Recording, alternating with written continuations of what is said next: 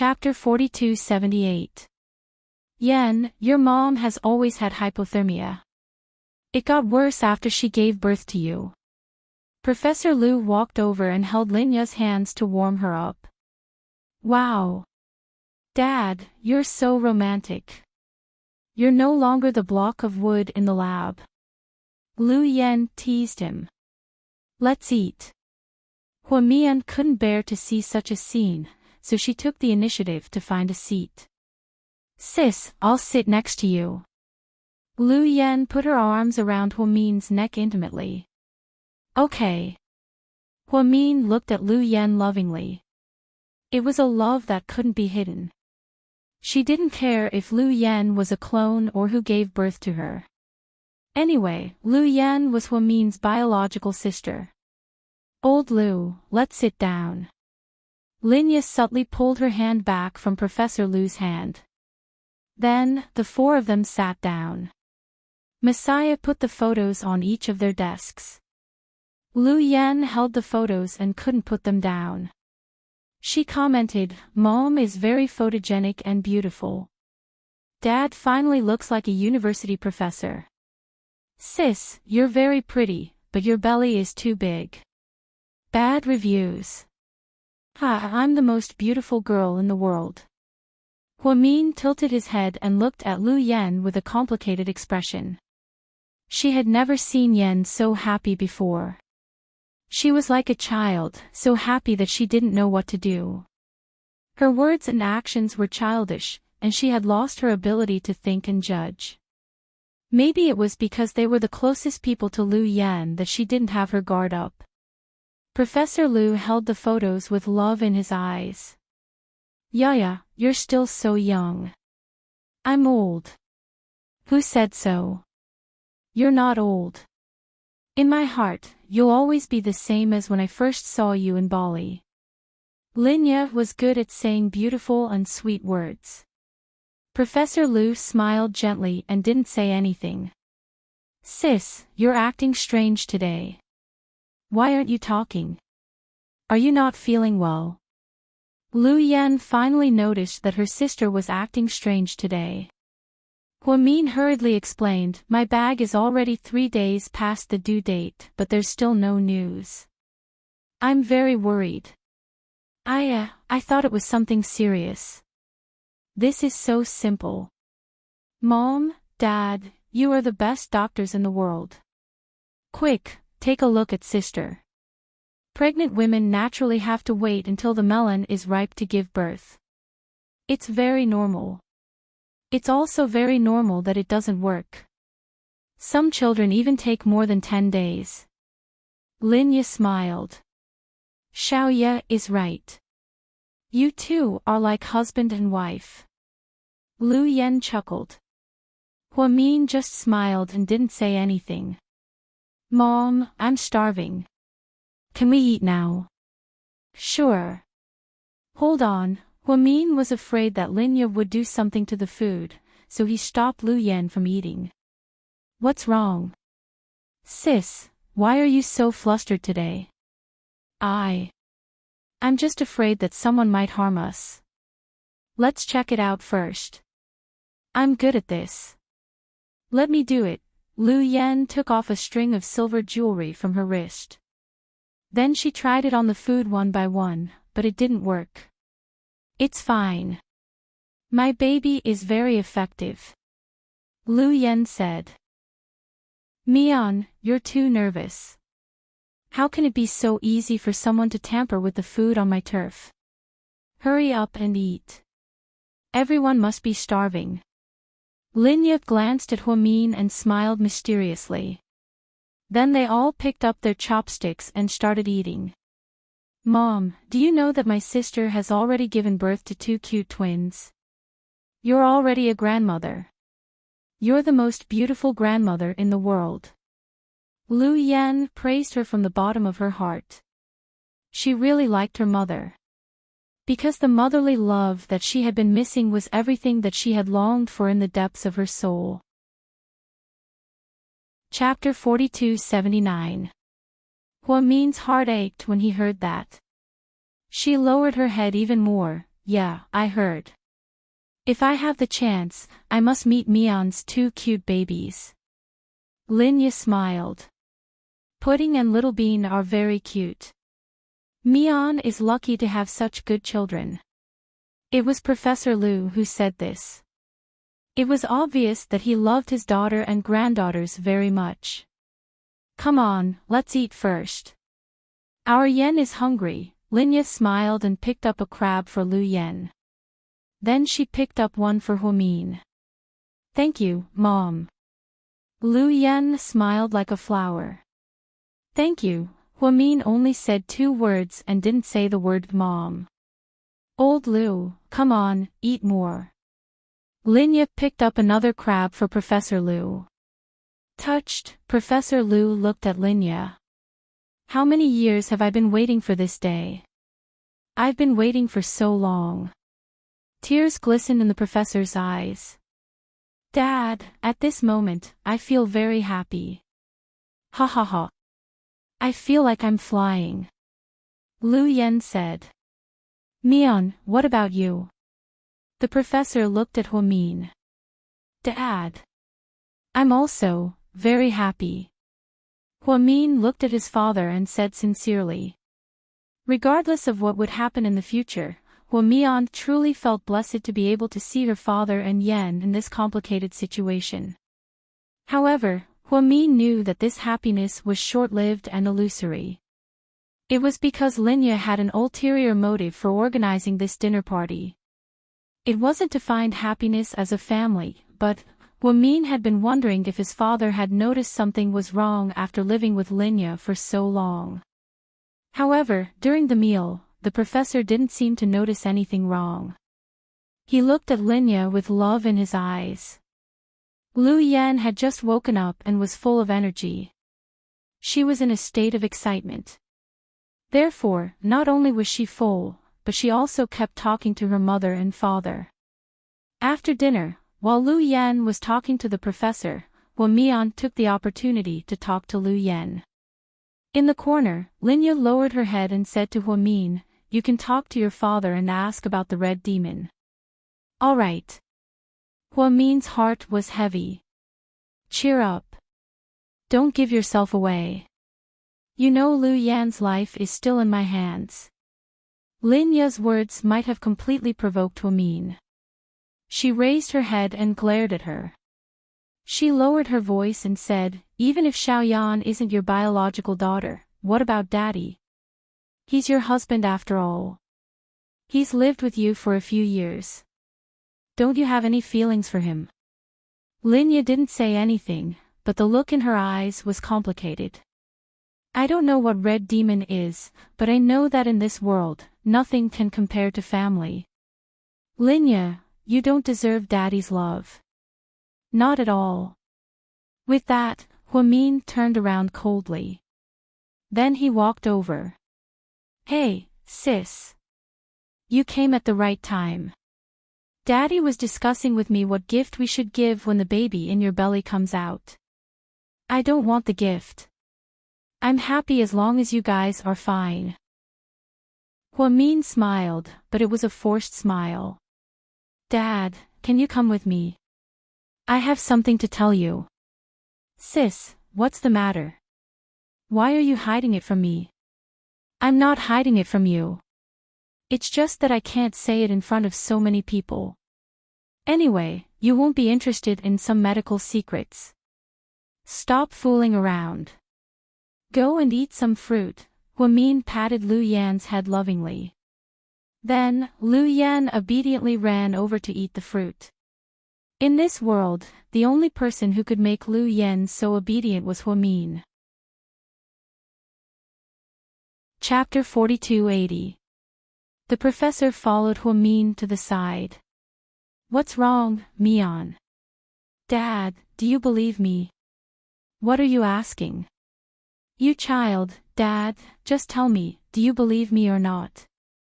Of course I believe you, Mion. Although you didn't grow up by my side all these years and didn't spend as much time with me and Yen, you're both my daughters. You're all the same. My love for you will never decrease. You don't have to doubt it. I'm not doubting you, Dad. I just want to confirm something with you. What? Huamin was silent for a long time before speaking in a low voice. Dad, do you know where the red demon is? Hearing the words red demon, the professor's expression changed. It was a huge contrast from before. Mian, who told you that? It's what Qin Chu and I have always wanted. Huamin could only lie. After all, he couldn't expose Linya. Then tell me, how did you and Chu know about the red demon? Dad, don't ask about this yet. If you believe me, please tell me where the red demon is. Mian, what do you want the red demon for? The professor asked seriously. I have a use for it. Did someone threaten you? No. Mian, why aren't you telling me the truth? The professor was a little angry. Huamin's eyes were obviously evasive. He was hiding something. But when he asked her, she refused to tell him. In this world, there were very few people who knew the words red demon. Lu Yan knew, but she had never mentioned it. However, Mian took the initiative to mention it. What was this? Dad, don't ask. If you believe me, please tell me. Mian, I believe you, but I can't tell you about the red demon. I don't want to drag you and Yen into this. Really, I don't want to. Dad, go do your work. I see that you've been busy all night. You must be tired. The professor did not give Huamin a chance to speak. He directly told Huamin that he was tired and shut him up. Huamin knew that since Linya wanted it so much but his father refused to tell him, it must be something very mysterious and important. Huamin walked back dejectedly, looking exhausted. Messiah, take Mian home first. She's pregnant and must be tired. Yes, my lord. It seemed that Linya felt that Huamin didn't succeed and didn't want to waste any more time. Mom, where are you sending sister back to? I want to sleep with sister too. Lu Yan was still immersed in the happiness of the family of four. Your sister is pregnant and gets tired easily. Let her rest first. You and your father stay. We'll eat some fruits, drink some flower tea, and chat. Good. I love tea the most. Lu Yan thought Linya's suggestion was good. Huamin looked at Lu Yan and his father with a complicated expression before he was taken away by Messiah. After walking out, Huamin finally stopped pretending. His face was gloomy. Miss Mian. Messiah looked like she had something to say. Messiah, tell your master that I really asked, but my dad obviously didn't want to tell me. Even if I asked, he wouldn't tell me. There's nothing I can do. Okay, I'll tell my lord. Messiah, yeah. Do you know what the red demon is? Huamin wanted to reveal some information about this mysterious thing. As Linya's confidant, Messiah might know. Chapter 4281. I'm sorry, Miss Mian. I don't know. Okay. Huamin was a little disappointed. Messiah obviously wouldn't tell him even if she knew. In this way, Huamin was even more curious about the red demon. In Sea City. It was a quiet night. After Qin Chu was busy in the study for a while, his phone suddenly rang. It was a video call from Qin Ning's phone. After picking it up, he immediately heard Little Bean's childish voice. Daddy. Good evening, hee. Good evening. Comrade Old Qin, are you working overtime in the study again? Looking at the decorations in the study, Little Bean immediately recognized him. Yeah, I'm working hard to save money for you and your sister's dowry. Qin Chu actually knew how to joke. What? Dowry? Please. I don't want it. Comrade old Chin, you're too rich. If I work hard to save it, my sister and I won't be able to get married. The boy who marries us in the future will be under great pressure. Wouldn't he be so outstanding that people will say that he relied on his wife's family to get to where he is? Why don't you just say that you're worried about Boyuan's reputation? Chin Chu smiled. Comrade old Chin, you're being naughty again, Little Bean teased her daddy for a while. Then, she reluctantly gave the phone to her sister. As soon as Little Bean came over, the atmosphere changed. Daddy, have you had dinner? Yes. Don't stay up all night. It's not good for your health. Okay, I'll listen to you. Is the company still busy recently? After Auntie left, you're even more short-handed, right? It's good. Your grandma is a little better, and your uncle is back to help me. Chin Chu mentioned Jishin. What about my shares? I've been managing them. The total assets haven't changed much. I make about 1,000,000 yuan a day. Good job, Daddy. I love you, Little Bean confessed shyly. How are you? Where are you? We're in Los Angeles. We went to see second Grandpa first.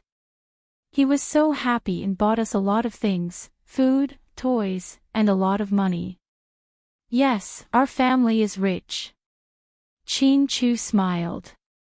My sister and I are very happy. Auntie and Uncle Tang have taken good care of us. Hey, Pudding, shouldn't you call me uncle now? Tang Chuan said unhappily. I won't call you that unless you pay me to change my name. Io, she's so young and yet she's learned how to extort people. Brother-in-law, take care of your daughter, Tang Chuan complained. At this time, Qi Ning grabbed the phone. Brother, why do I feel like you've lost weight these few days? Is there? When Chin Chu heard Qi Ning's words, he unconsciously touched his handsome face. Yeah. Did you eat too little? You should eat more. You'll look more handsome when you're fatter. Yes, I will definitely eat more. Seeing his daughters having so much fun, Chin Chu finally felt a sense of comfort. Daddy, did Grandpa and Grandma say anything? Did they miss us? Little Bean shouted from behind. No. That's impossible. Old Chin, don't lie. If you lie, you'll be eaten by the big bad wolf, Little Bean said. They really didn't say they missed you. That's impossible. Let's not talk about my sister for now. I'm so cute and have such a high status in the family. Grandpa and Grandma will definitely miss me when I go out. Your grandparents are on the plane. You'll see them in less than 24 hours. Damn. They came to Los Angeles too. Yeah. Amazing. That's awesome. Ha ha ha. What a surprise. Little Bean jumped with joy when she heard that her grandparents were coming. Daddy, where's Mommy? Tell her to come and talk to her. Little Bean wasn't sure about the situation, so she asked to see Huamin. Chapter 4282.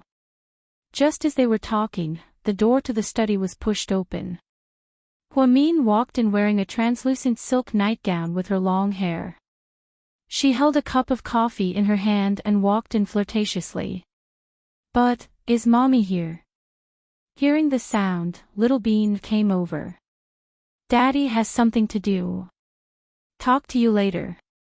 Chin Chu said hurriedly and hung up the phone without hesitation. Honey, who are you video chatting with? Chin Chu didn't say anything and looked at her with an unfriendly gaze. Is it the babies? Speaking of which, you didn't discuss it with me when they suddenly went on a trip. Even if you're not happy about our trip to Japan, you don't have to take it out on the kids. You're thinking too much. I won't take it out on my own daughters, Chin Chu replied coldly. Come on, have some coffee. It's your favorite. Huamin placed the coffee on Chin Chu's desk. She remembered this when she shared her memories with Huamin. In the past, when Qin Chu was working overtime in the study, Huamin would make him a cup of coffee to refresh him. But Qin Chu wasn't so easy to fool. She didn't expect this. I don't drink coffee anymore. You don't have to make it for me anymore. What's wrong? You seem to have a problem with me recently. With that, Huamin walked over with a smile and reached out to wrap her arms around Qin Chu's neck. However, she was directly pushed away by him. Very mercilessly. Honey, what are you doing? I don't even have the right to touch you now. Huamin smiled calmly. Qin Chu looked up, glanced at her, and said word by word, then when you went to see Suyu in private, did you think of me as your husband? You wore Suyu's down jacket on the road, ate with Suyu in a restaurant, complained to Suyu about your unhappy marriage, and even planned a divorce. Did you think of me as your husband? Did Suyu tell you this? Do I need to? Then you followed me. Do you think I have that much free time? Qin Chu, tell me, how do you know all this? She asked. Why don't you answer me first?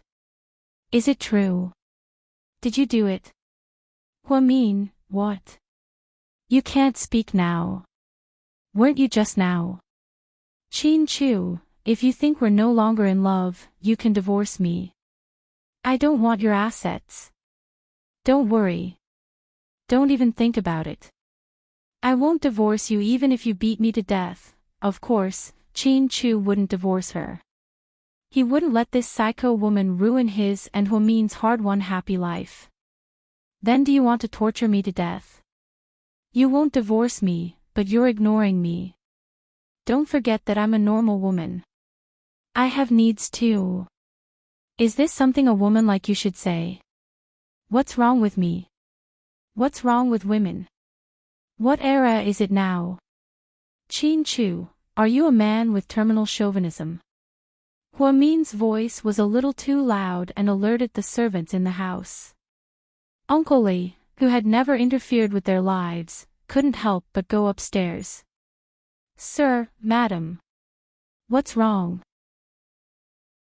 Huamin didn't say anything. Qin Chu glanced at Uncle Li. It's nothing, Uncle Li. You guys go and rest. Sir, madam, you can talk things over. Couples fight at the head of the bed and make up at the end. There's no obstacle that can't be overcome, and there's no overnight grudge. After all, Uncle Li was an elder. As the butler, he didn't want to see the master and mistress of the house fight. Chapter 4283.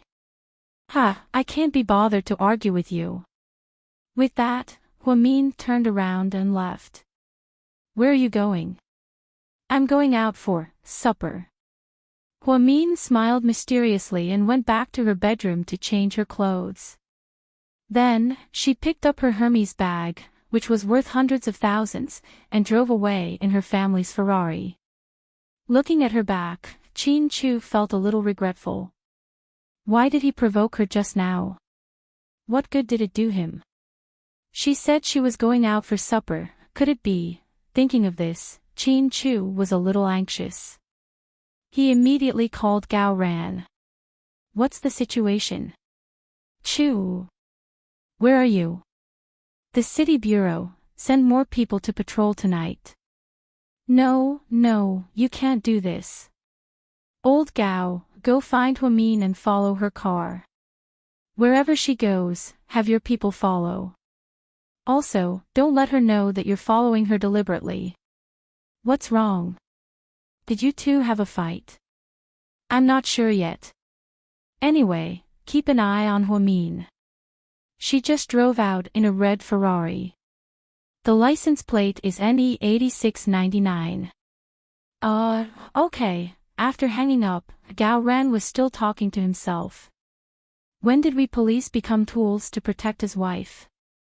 But with their close relationship, he still had to help. Gao Ran instructed a young policeman beside him. Little son, go and check where the license plate is NE 8699. Okay, Chief Gao. After a while, the young policeman quickly came back and replied, I found it, Chief Gao. It's at Night Bar. Night Bar? What's Huamin doing in such a trashy place? Isn't that a gay bar? Gao Ran was slightly surprised.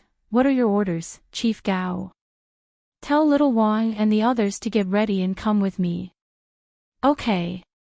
Then, Gao Ran led 7 or 8 police officers to the night bar in a mighty manner. It was common for the police to investigate bars. After all, they often received reports from the public. Some bars dealt in drug pins, some dealt in pornography, some fought, and some even committed murder and arson. Therefore, when they entered, the boss immediately rushed up to them. He kept stuffing money into Gao Ran's hands. You don't have to be afraid. It's just a routine check. Yes, yes, yes. Thank you for coming, Chief Gao. Please take a seat. You guys, look around. Gao Ran commanded his subordinates. Then, he ignored the bar owner and headed straight for Huamin, who was sitting in a booth on the second floor. Huamin sat there alone and ordered a very expensive wine. She seemed to still be paying attention to tonight's prey. However, Gao Ran patted her shoulder so hard that she almost turned around and slapped him. In the Doomsday Death God, no man dared to be so rude to her. But when he turned around and saw that it was Gao Ran, he couldn't get angry. Because this was Huamin's friend. Mian, are you drinking alone? Gao Ran asked. Old Gao, why are you here? She clearly hated Gao Ran, but she still pretended to be familiar with him. Yes, I received a report that there's an illegal transaction here, so I came to take a look. But why are you drinking here? This is a famous gay bar. I was just curious and wanted to take a look. Huamin continued to smile. Lingling said that you never come to gay bars like this before. Why are you so interested today? My child isn't home, and my husband is lonely. I'm so depressed. I have nowhere to go. Huamin began to pretend to be pitiful. Chapter 4284. Did you two fight? Yeah. No way. I thought you two would never fight in your life. How is that possible? Huamin deliberately smiled. She thought that Gao Ran would leave with his men after the inspection. Gao Ran, on the other hand, kept chatting with Huamian about trivial matters. He even forced her to try to recall some scenes from high school. Layla was almost on the verge of a breakdown. An hour passed. Gao Ran, Huamin, why did you choose Qin Chu when you were in school? Didn't you have a second choice?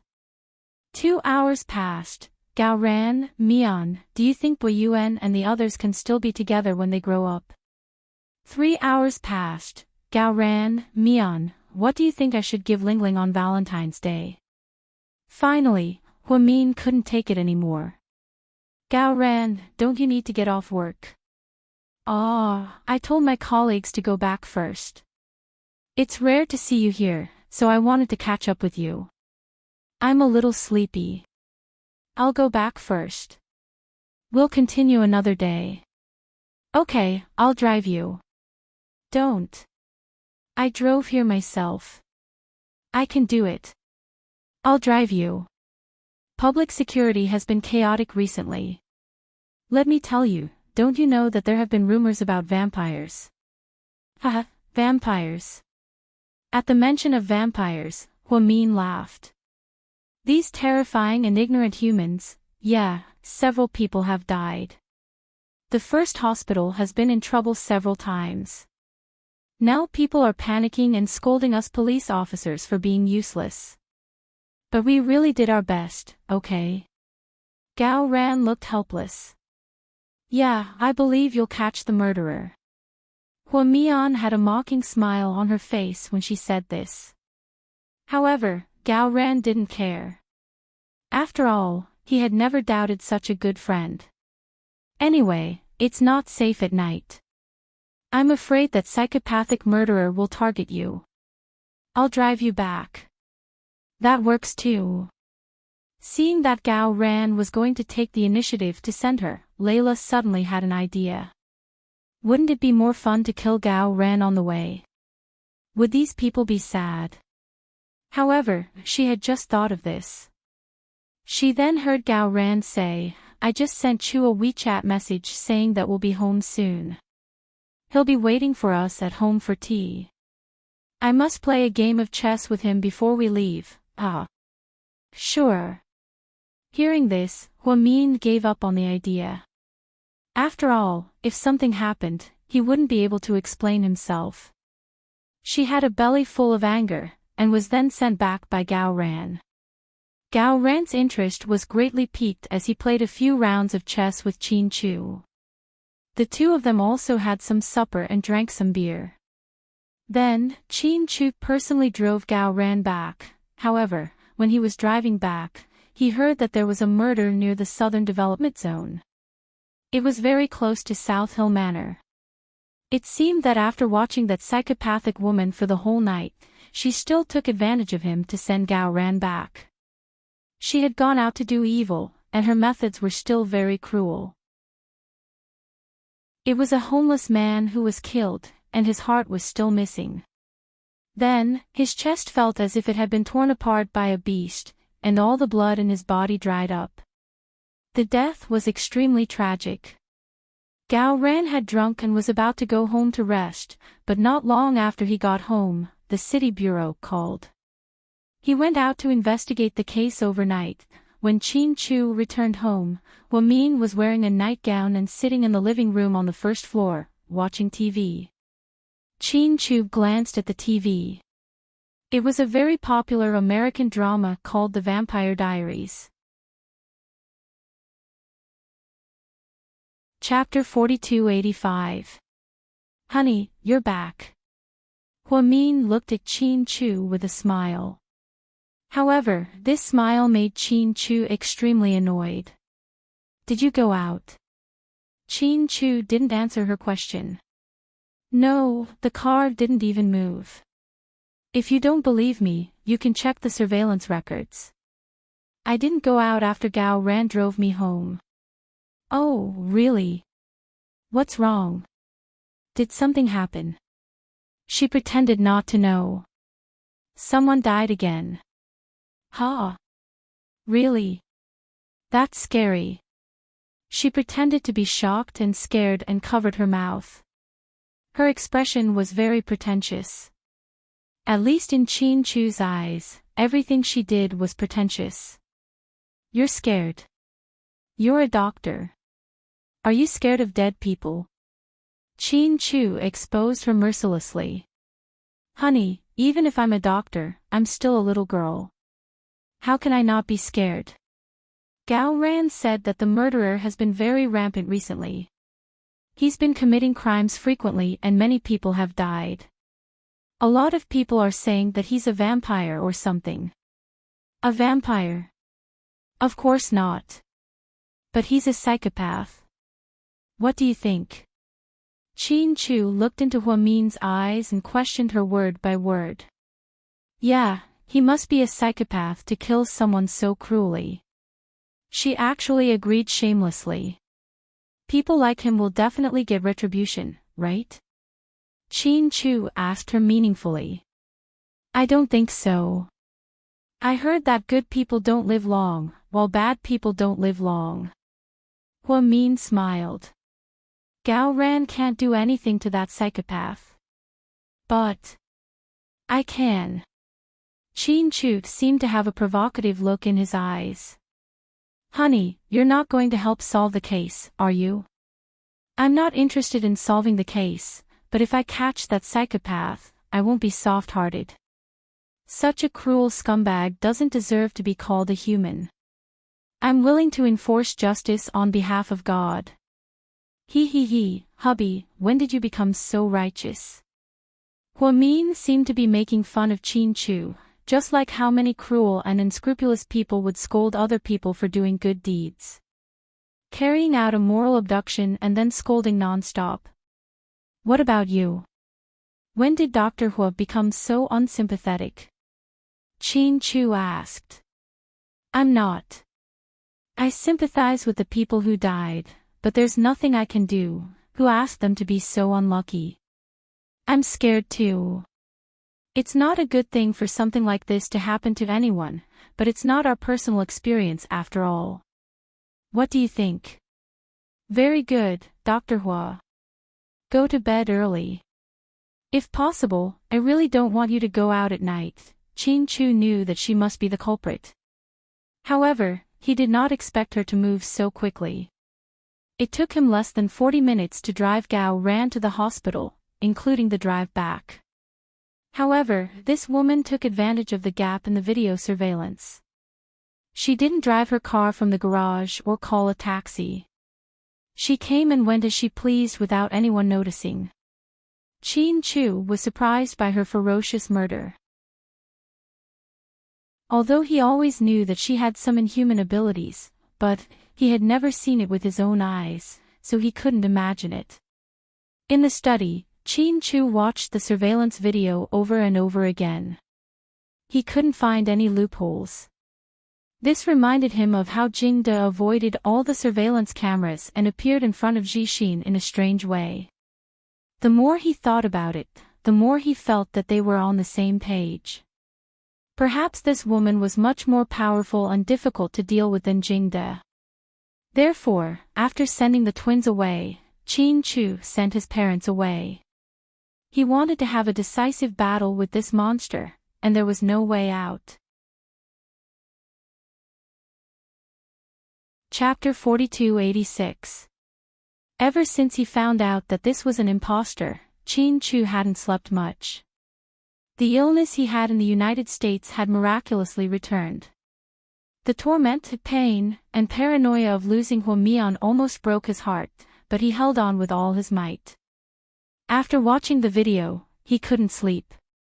Every night, he would miss Hua Mian. There were more than 5,000 photos on his phone, all of them of her and the children. He looked at them over and over again. At 1:30 a.m., Chin Chu got up and drove away from South Hill Manor. At the first hospital. Perhaps because of the continuous deaths, there were fewer people at the first hospital.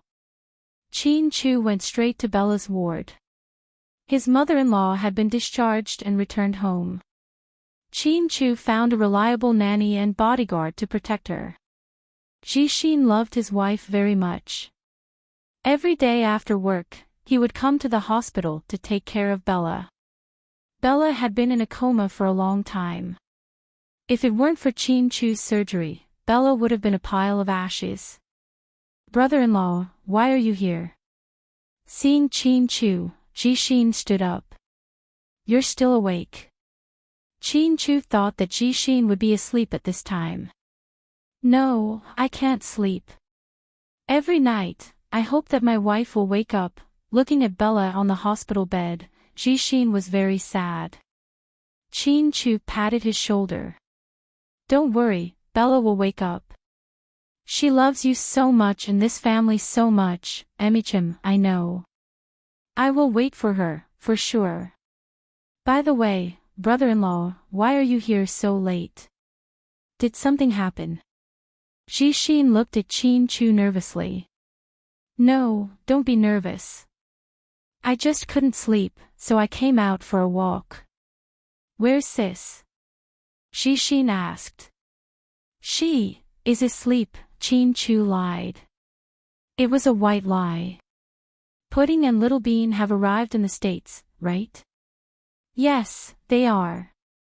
I saw them post on WeChat and said that they would bring me a gift. Speaking of his nieces, Jixin doted on them.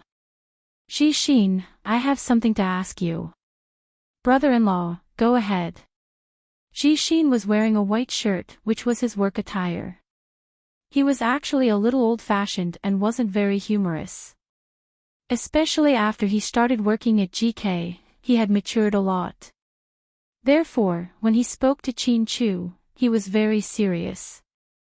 It was just like how they usually behaved in the company, just like how a subordinate interacted with a superior. You don't have to be so nervous. This isn't the company, and I want to ask about our family's private matters. Chin-Chu patted Jishin's shoulder again to calm him down. Jishin smiled. The two men sat on the sofa and looked at each other. Chin-Chu quietly turned on the anti-eavesdropping mobile device in the pocket of his coat. It was very secretive. Brother-in-law, go ahead and ask. I will definitely tell you everything I know. Have you noticed that Jingde? Oh, no, Uncle Jing is afraid of anything since he came back. Chin-Chu asked. Afraid of what? Jishin was confused. You can say that he hates it, or is he resistant to it? Think about it carefully. Have you noticed it since Uncle Jing came back? Oh, now that you mention it, I do have one. Dad is much more timid now that he's back. Hearing Chin-Chu's words, Jishin suddenly remembered. What is he afraid of? Chin-Chu seemed to have caught the key point and asked. Dogs. Dad hates dogs this time. He doesn't like puppies either. Once, the neighbor's Tibetan Mastiff ran out and scared him. Come on, anyone would be scared of a dog like a Tibetan Mastiff, right? Chin-Chu didn't know whether to laugh or cry. This brother-in-law of his was so silly and cute. Chapter 4287. Jishin didn't know whether to laugh or cry. Brother-in-law, I didn't mean that, Chin-Chu, it's because Dad hates Tibetan Mastiffs. They're dogs anyway. Oh right, and cats too. He doesn't like any small animals. When those small animals see Dad, they seem to have a strong reaction. Bella told me about it, but I didn't pay much attention to it. What's wrong? Do you have news about Dad? Jishin was overjoyed because he knew that his brother-in-law had always been resourceful. Not yet. I was just asking. Oh. Jishin's eyes instantly turned disappointed. You've been working hard recently. You have to work in the company during the day and take care of Bella at night. It's not hard. As a man, I should support the family at critical moments. How's Mom recently? Is she doing well after she was discharged? She's doing well. She misses my sister and the children very much. Later, she heard that the children went on a trip and my sister wasn't in good health, so she stopped nagging. My mom's mental state isn't very good. She would wake up in the middle of the night and look at my dad's photo. She even secretly printed a lot of flyers and advertisements. I told her that this method doesn't work, but she wouldn't listen. She even organized the neighbors to help find my dad. It seems like Uncle Jing's disappearance was a big blow to Mom. Yes, it's precious to find something we lost and then. Sigh, Mom has a hard life. Jishin sighed slightly. If I have news about Uncle Jing, I'll let you know. Okay, brother-in-law. Thank you for your hard work. It's nothing. It's my job.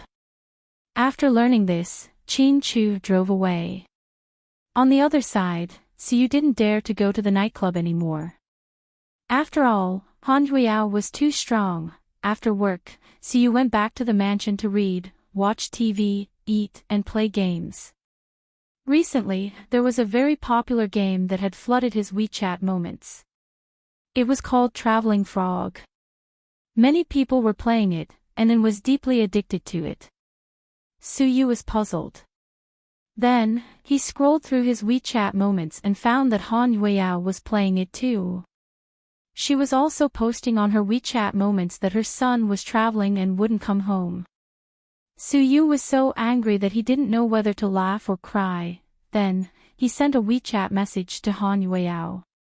Suyu, Han Huiyao, I'm not trying to scare you, but if you don't sleep at night and delay your work during the day, I'll deduct your pay. Han Yueyao replied instantly, Han Yueyao, deduct it all you want. I have a big business now and don't need that money. Su Yu, fuck, you sound like a nouveau riche. Please keep me. Han Yueyao, I can't afford it. But if President Su has good skills, I can borrow money from loan sharks. Su Yu, Han Yueyao, ha ha ha ha. Are you scared? Su Yu, how dare you say something like that? Besides. Han Yueyao, when did you become so dirty? Han Yueyao, I'm sorry, but when have I ever been pure? Su Yu, you win, Han Yueyao, ha ha ha. Su Yu, no, I'm poor. Han Yueyao, how dare you say you're poor? Su Yu, how dare you call your boss shameless? Do you still want to stay at Imperial Star? Han Yueyao, you're a big boss. Don't you feel embarrassed threatening your employees? Su Yu, you're a big star. Don't you feel ashamed blackmailing your boss? Then, Han Yueyao sent him a red packet. Su Yu was dumbfounded. Su Yu, what's going on?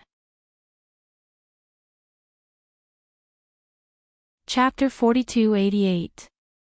Han Yueyao, take it. After all, President Su didn't go to the nightclub tonight. He did a good job and improved. Su Yu, tisk, Han Yueyao, tsk what? If you don't want it, I'll take it back. Su Yu, don't lie to me. The red packet isn't a bank transfer. I can't return it. Ha, I'll take it. As soon as he finished speaking, Su Yu opened the red packet and his heart exploded. Su Yu, fuck, it's only 1 cent.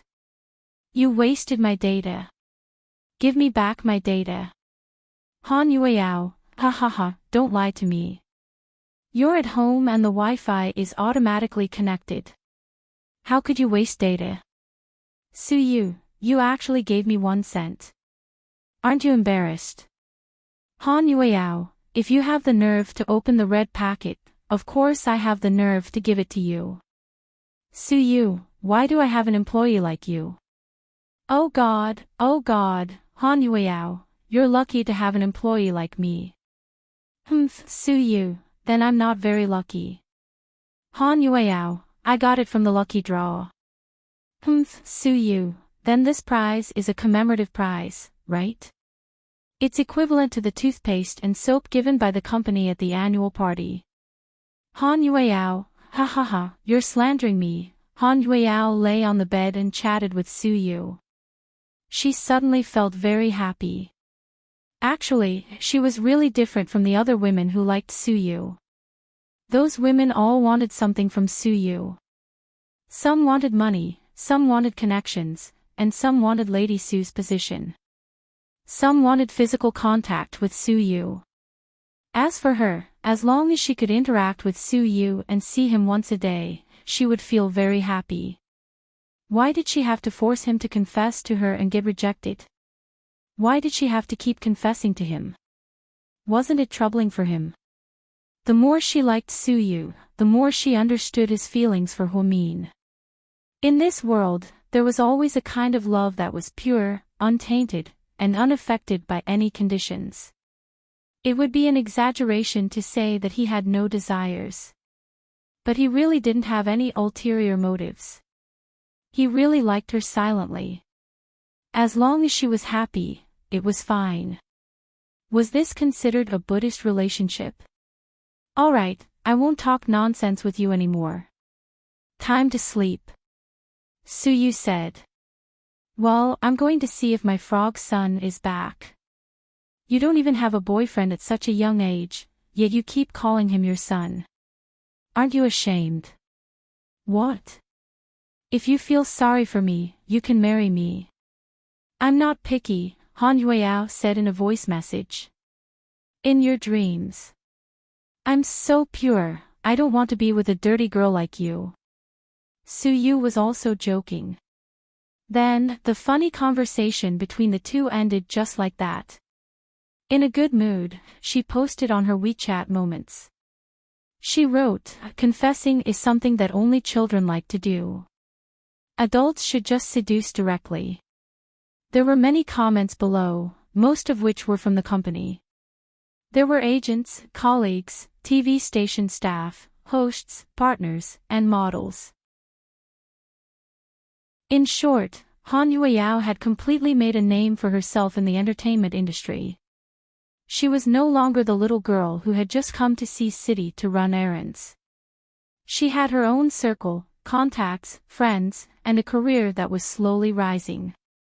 She was about to put down her phone and go to sleep when a WeChat message interrupted her thoughts. She opened it and saw that it was from Su Xiaoxiao. Su Xiaoxiao, Yao, are you asleep? Han Yueyao, not yet. What's wrong, Xiaoxiao? Su Xiaoxiao, emergency. Han Yueyao, do you want to borrow money? How much do you need? Su Xiaoxiao, I'm not borrowing money, Yao. I need you to do something urgent for me. Chapter 4289. Han Yueyao, huh? What's so urgent? Hearing Su Xiaoxiao's urgent words, Han Yueyao was worried sick. Su Xiaoxiao, Yao, Lin's friend called me and said that he's hospitalized. He didn't tell me what his illness is and only said that he needs money for surgery. It seems serious. You know how Lin is, he'd rather die than tell me. So, his friend called me behind his back. But I'm in the military now and my dad doesn't give me money anymore. I'm eating and using military supplies, so I can't take out too much at once. So, Yao, you, Han Yueyao, I know. Xiaoxiao, just tell me how much you need. Su Xiaoxiao, I heard from his friend that he needs at least 200,000 yuan, right? Han Yueyao was surprised, 200,000 yuan. What kind of illness is that? It's really scary. Su Xiaoxiao, Yao, please. I'm in the northwest and I'm really worried. Just take the money from Lin. I'll pay you back. Han Yueyao, Xiaoxiao, what are you talking about? With our relationship, you don't have to say this. I'll help you. Give me the phone number of Lin's friend. I'll contact his friend and go to them personally to see how much they need. I'll do my best. Su Xiaoxiao seemed to be crying, her voice choked. She sent a WeChat message with a trembling voice. Su Xiaoxiao, Yao, thank you. Han Yueyao, don't thank me. Treat me to a big meal when you come back from your vacation. Su Xiaoxiao smiled and replied, it's a deal. 11:30 p.m. Han Yueyao received the phone number of Lin Hang's friend from Su Xiaoxiao. She called him and learned that he was hospitalized at the first hospital. So, she took a taxi and rushed there with her bank card. When Han Yueyao arrived, Lin Hang's friend was waiting at the door. Han Yueyao knew this guy. She had seen him a few times at dinner, he was Lin Hang's good friend. Seeing Han Yueyao, the guy seemed relieved. I'm surprised that you could come, Miss Han. His words seemed to have a deeper meaning. Han Yueyao knew that she hadn't contacted Lin Hang and the others since she became famous. In fact, it wasn't because she looked down on her friends because she couldn't accept Lin Hang's feelings for her. After rejecting him, their relationship became strange. Besides, Han Yueyao was close to them because of Su Xiaoxiao. Because Su Xiaoxiao had been with this group of people for a long time. Now that Su Xiaoxiao had left to join the army, Han Yueyao had nothing to say to them. However, it was undeniable that Lin Hang was a very nice person. When Han Yueyao was hospitalized, he gave her 50,000 yuan, which was a lot for him. How's he? Han Yueyao asked his friend. Let's talk inside. It's cold outside. All right. Han Yueyao nodded and followed Lin Hang's friend into the hospital. Then, the two of them walked upstairs. The man briefly explained his condition to Han Yueyao. It turned out to be uremia, and a very serious one at that. Hearing this, Han Yueyao was shocked. How did you get this disease? How old is he? Han Yueyao's heart sank. Anyway, it's very important now. Living here, the medical fees every day are very expensive. Big brother Lin has already sold the repair shop, but he still can't afford it. I suggested crowdfunding, but he refused. You know how he is. He doesn't want his matter to be publicized. Like a beggar, he asks for money from everyone. So, I had no choice but to call Xiao Xiao. Chapter 4290. I've been reading novels.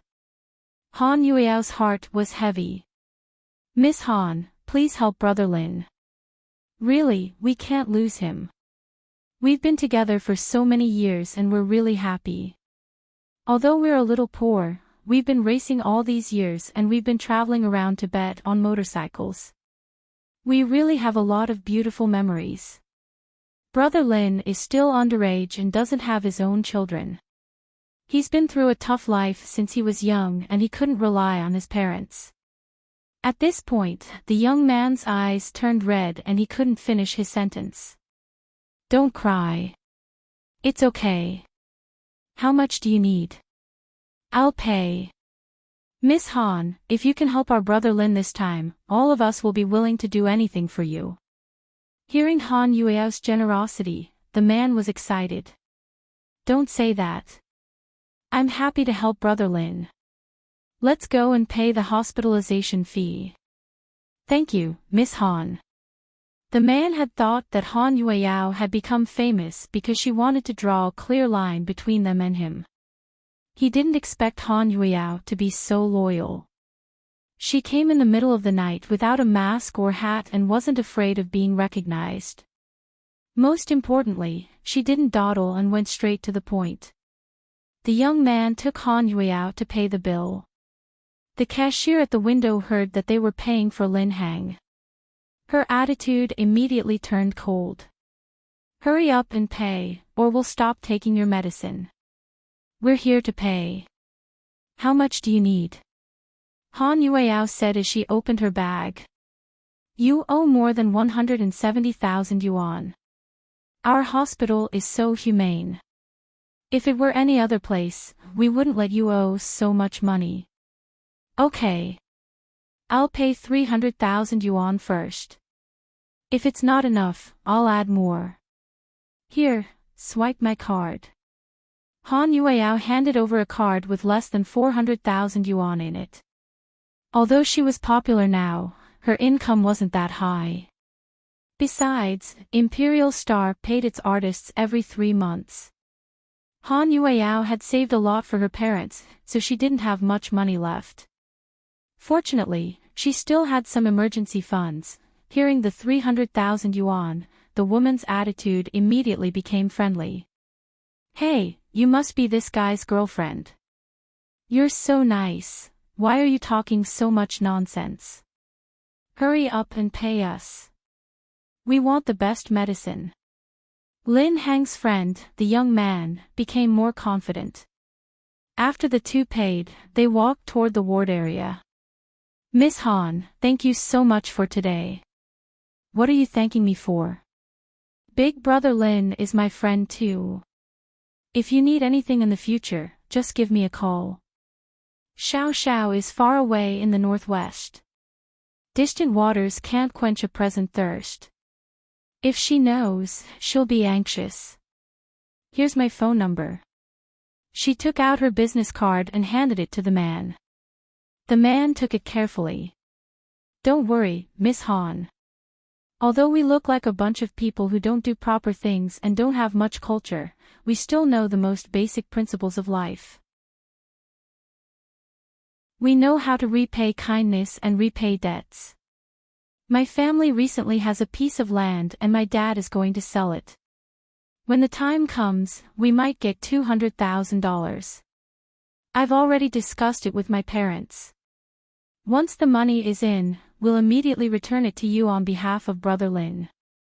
There's no rush. I'm not in a hurry to use money. I'll treat Brother Lin first. The rest can be discussed later. Her words warmed their hearts. Then, they walked to the door of Lin Hang's ward. If Brother Lin sees you, he'll be very happy. He really likes you. Chapter 4291. The young man's words made Han Yueyao feel a little embarrassed. I'll go in and see him. She didn't reply. Instead, she pushed open the door and walked in. She thought that Lin Hang was asleep and wanted to sneak a look at him before leaving. Unexpectedly, when Han Yueyao entered, Lin Hang was reading a book. It was a world classic, The Old Man and the Sea. Han Yueyao froze when she saw the title of the book.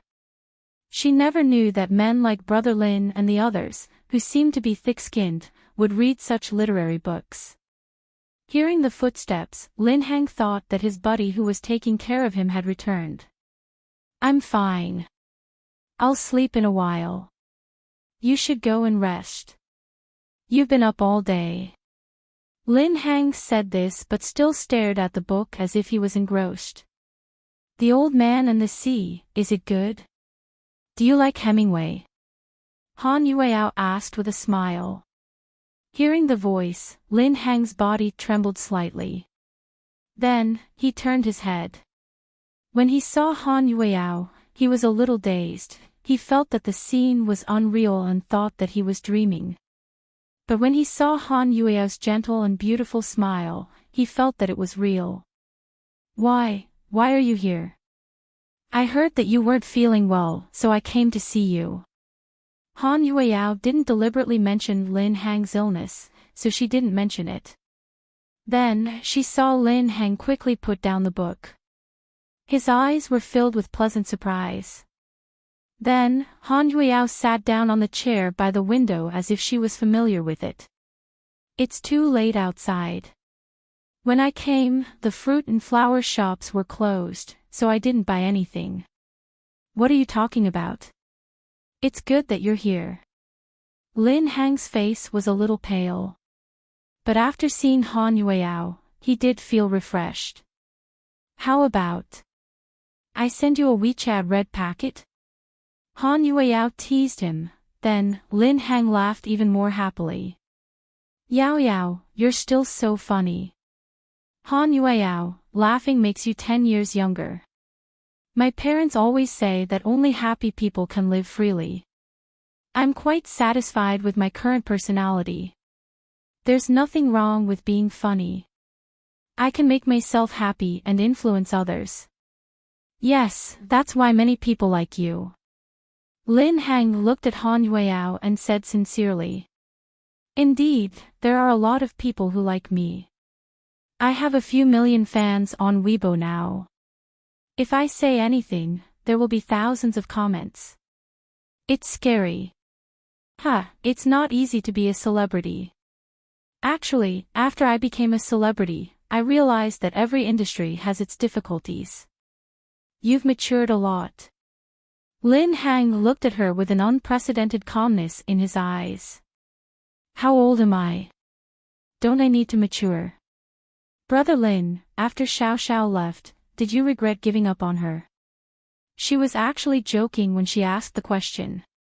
Who would have thought that Lin Hang would take it seriously and even ask her back, what about you? Do you regret rejecting me? After all, am I that outstanding?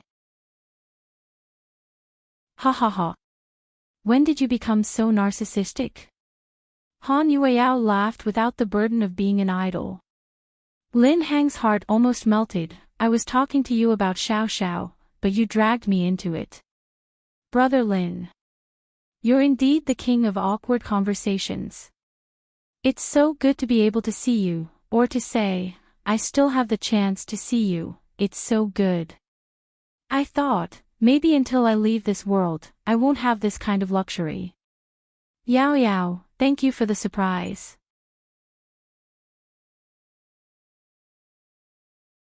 Chapter 4292. When Lin Hang said these words, they were filled with happiness and sincerity. Han Yueyao was a little embarrassed by the compliment. She picked up an apple and peeled it carefully for Lin Hang. "Big brother Lin, take care of yourself. Don't worry about the medical fees. I'll take care of it. Don't spend money on me. It's a waste." Lin Hang smiled bitterly. Han Yueyao rolled her eyes. "Nonsense. No matter how much money I spend, it's worth it to buy back your health. I'm a star now and make a lot of money. Maybe it's just a commercial, so don't feel burdened. Xiao Xiao is also worried about you. I think she'll ask for leave and come back to see you in a few days. Ada, I told you not to tell Xiao Xiao and you guys. Why won't you tell us at a time like this? Do you still think we're friends?" Han Yueyao picked up a small piece of apple and handed it to Lin Hang. He lowered his head and took it slowly. "I don't want to drag you guys or anyone else into this. Don't be silly. When I was hospitalized, you modified a car for a rich guy overnight and paid for my medical fees. Big brother Lin, this is your karma." Han Yueyao comforted Lin Hang, and her words were comforting to him. "Little girl, when did you become so Buddhist? You're even talking about karma. It's not like you." Lin Hang took a bite of the apple and didn't dare to look into Han Yueyao's eyes. He was afraid that the longer he looked at her, the harder it would be for him to bear it. After all, Han Yueyao was such an excellent girl. She was like the brightest star in the night sky. In everyone's life, she was so bright and beautiful. A strong light, she made people remember her with one look. Buddhism is a trend these days. All the frogs I raise are Buddhist frogs. What frogs? Obviously, he didn't know. TSK. Are you crazy? Come on, let me explain it to you. With that, Han Yueyao opened the game app on her cell phone and leaned over. She explained it to Lin Hang. For the first time, Han Yueyao took the initiative to get close to Lin Hang. Her body exuded the unique fragrance of a young girl, causing his heartbeat to accelerate in an instant. He didn't listen to a single word Han Yueyao said. All his attention was on Han Yueyao. He was still so irresistible to her. Lin Hang's buddies had thought that their boss liked Han Yueyao because of her beauty. She had a good figure. After all, she was a beauty at first sight.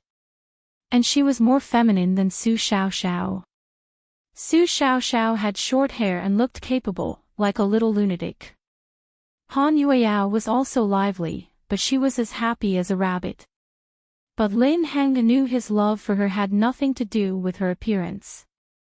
This was a unique characteristic of this girl, a kind of passion. She made you feel that as long as you fell in love with her, you would love the whole world. Even now, this feeling was still strong. That's how it's played. It's super simple. Do you understand? Han Yueyao asked Lin Hang. Yes, I will. But you guys probably don't like this kind of game. I guess you guys like PUBG and Mobile Legends. Let's play together when we're free. Alright. Lin Hang raised the corners of his mouth slightly and smiled sweetly. Before they knew it, more than an hour had passed. Han Yueyao looked down at her watch and stood up. Yao Yao, are you leaving? Lin Hang was obviously reluctant to part with her.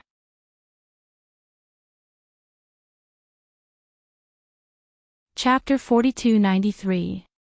Yeah. Go back to sleep. You have a shampoo commercial to shoot tomorrow morning. Lin Hang smiled slightly. It's late and not safe. I'll ask my friend to drive you home, it's okay.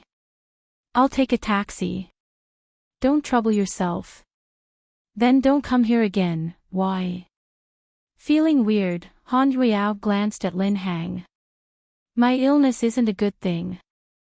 I'll be a burden to everyone. I don't want them to come to the hospital because of me. Humph. What kind of reason is that? I refuse. I'll come tomorrow after work. If you want to eat something, leave me a message on WeChat. I'll see it when I'm done. Hearing that Han Yueyao would come tomorrow morning, Lin Heng didn't say anything but looked pleasantly surprised. Yao. Yeah. Don't come. I'm just an ordinary person, even worse than an ordinary person. I'm sick and don't know when I'll die. I can only live on with my last breath. You're already a big star with a bright future ahead of you. Don't let the paparazzi catch you. Ha! What's wrong with being a star? Stars aren't ordinary people. They also need to eat, go to the bathroom, and pee. Don't be silly. Don't let your imagination run wild. You should take care of yourself. You look haggard and not handsome anymore. How can you pick up girls in bars? Despite her teasing tone, Lin Heng felt warm in his heart. Han Yueyao waved her hand and turned to leave the ward. Before she left, she gave instructions to the young man at the door. I'll pay 300,000 yuan for the medical fees. I'll get it in advance from the company. If it's not enough, remember to tell me. Don't ask anyone else, Miss Han, you're such a good person. Okay. Stop. I'm not a good person or a philanthropist. I'm just a friend of Brother Lin. I can't just stand by and watch him die. Besides, Brother Lin helped me before. Anyway, take good care of Brother Lin. I'll come to see him often. Okay. I'll report to you about Brother Lin's condition. Okay. I'll go now. Miss Han, I'll walk you out. No. Take care of Brother Lin. I'll go now. Han Yueyao returned home from the first hospital in the middle of the night. This time, she had helped Lin Heng in his hour of need. She had paid Lin Heng's medical fees and even visited him. The hooligans who had said that Han Yueyao was a vixen who could only be looked at and not used shut their mouths. It was really like the saying in the underworld, who can and who can't, a friend in need is a friend indeed. Therefore, that night, Lin Heng posted on his WeChat moments. After all, he was a person who would not post more than 3 times in a year.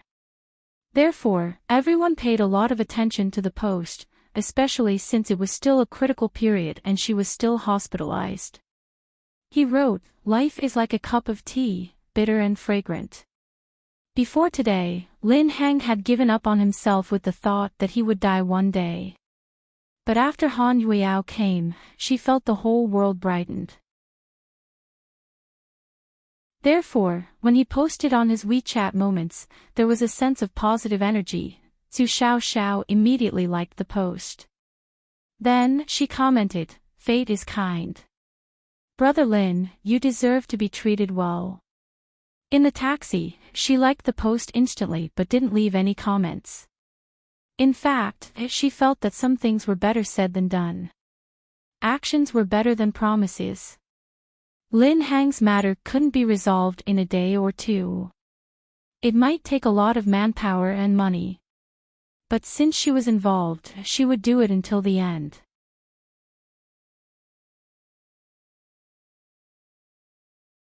Chapter 4294. Lin Heng sent a WeChat message to Su Xiao. It was the first time he sent a WeChat message after Su Xiao left. He knew if Su Xiao hadn't said something to Han Yueyao, she wouldn't have come. Xiao must have played a big part in the girl's decision not to come. Lin Heng, Xiao, thank you. Su Xiao, why are you thanking me? Thank me for letting you go and not being your dog skin plaster. Ha ha ha. Lin Heng, no. I knew Yao would come. You told her. Su Xiao, Yao is kind. I told her I'd pay you back, but she didn't agree. Lin Heng, anyway, thank you. I don't know if I'll have a chance to pay you back, Su Xiao, pooh. Don't talk nonsense. Say something more auspicious. People who have undergone chemotherapy for cancer aren't as depressed as you. It's just uremia. You can go to Sister Huamin. She's a great doctor. She'll find a way to cure you. Don't give up. Life is beautiful. Lin Heng, Xiao, how are you doing in the Northwest? Su Xiao, how should I put it? This place. The sandstorm was quite strong. It blew twice a year, and each time it blew, it would last for 6 months. Lin Heng, Su Xiao, ha ha ha. Awesome, right? Lin Heng, take good care of yourself. Su Xiao, damn. Why are you talking to me in such a gentle tone? I don't know how to do it. Lin Heng, anyway, you have to take good care of yourself. Thank you for everything you've done for me. I wish you happiness. Su Xiao, no. Please don't say it. It's like a parting speech. It gives me goosebumps. You'll be fine. I've asked for leave from my superiors, but it's hard to get leave approval in the army. I'm a female soldier and it's inconvenient for me to go out all the time. So, you have to be patient and wait for me to come back to see you. Before I go back, you have to take good care of yourself, Lin Heng, Xiao, I'm sorry. I'm afraid I can't repay your kindness. Su Xiao, it's okay. Don't be afraid. You don't have to repay me. Ha! I have a boyfriend now. Did I tell you? Lin Heng, I saw the photos you posted on your moments. Su Xiao, okay. So don't worry that I won't pester you. Lin Heng, that's not what I meant. I just wanted to say, Su Xiao, don't say it. If you have something to say it later. Don't say it now. Lin Heng, okay, we'll talk about it later. If there's a chance, Han Yueao's appearance was like a ray of sunshine in Lin Heng's dark life. He didn't expect that Han Yueao had become famous and popular as a goddess. She actually came over personally and did all this for him like a friend. Therefore, he felt very conflicted. Surprised and confused, the next morning probably because she didn't sleep well, she got up with dark circles under her eyes. Then, he felt that something was wrong, so he took out a pair of sunglasses and left the house. Headquarters of Imperial Star. She had planned to borrow 100,000 yuan from the finance department since she had more than 1 million yuan in the company. He thought that it would be a simple matter, but in the end, he was rejected by the finance department. It was so embarrassing that even Cancer was about to act up. Please, it's only 100,000 yuan. It's an emergency. Don't be so stingy. Han Yueao said coquettishly to the finance director. Miss Han, I'm sorry. This is against the company's rules, unless...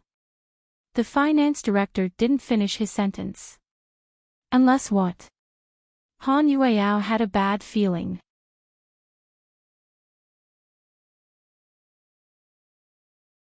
Chapter 4295. Unless you tell President Su in person and he agrees, we'll approve it immediately. Damn it. I came to you because I don't want to tell President Su. Han Yueao was devastated. She really didn't want to borrow money from Su Yu. Especially after she confessed her love to him, she felt it was humiliating. However, from the company's words, she could only borrow money from him if Su Yu personally agreed. It was inhumane. Han Yueao dawdled in the finance department for a long time and was finally sent away by her colleagues. Then, dejected, she followed her agent to shoot a commercial. When she came back, it was already afternoon. Is President Su in the company? The moment she came back, she asked the receptionist at the door. Yes, the receptionist answered with a smile. Oh, okay, Han Yueyao was thinking about how to tell Su Yu. But if she didn't ask, Lin Heng wouldn't be able to hold on for long and the medical fees wouldn't be enough. It was a common disease in China, especially for uremia, which required frequent dialysis. With a lot on her mind, Han Yueyao went upstairs to the president's office. Is President Su in? Yes, yes, yes. Shaowen even looked at her with a hint of longing in his eyes. Is he in there alone? Han Yueyao was still worried. No, Miss Nye is in. Miss Nye. Nye Lingxian. Han Yueyao was surprised. Yeah, Miss Nye seems to have accepted a movie and is discussing the details with President Su. Oh. I'll come later. Don't. You can go in. You're not an outsider. And chuckled. Damn it. Why do you sound so weird? To be honest, go in. Otherwise, President Su will go out to socialize and you won't be able to see him today. Do you have something to do? Yes. I have something to do. Han Yueyao nodded like a woodpecker. Then go in quickly, this.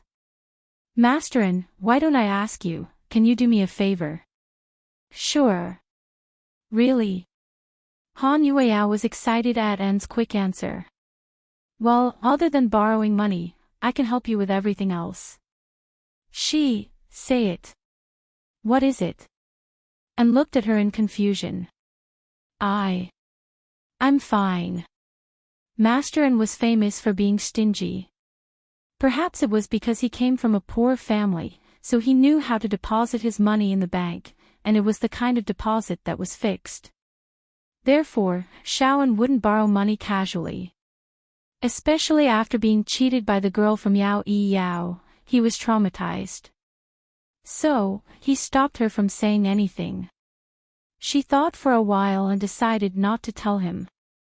She would think of a way or borrow some from Sister Mian. However, just as she was about to turn and leave, the office door opened. Shaowen, go get me a copy of the company's movie proposal for the second half of the year. Su Yu said. Why are you here? Su Yu was surprised to see Han Yueyao acting so sneakily. I came to talk to you. What are you talking about? I'm busy. If you have something to say it. If not, scram. Su Yu's attitude toward Han Yueyao was obviously different from Nie Lingxuan's. Although he was nice and gentle to Nie Lingxian, he was obviously distant. He was more casual with Han Yueyao. Although he was rude, it was obvious that they were close. Su Yu, It's an emergency, what do you mean? Su Yu looked puzzled when he heard Han Yueyao's soft murmur.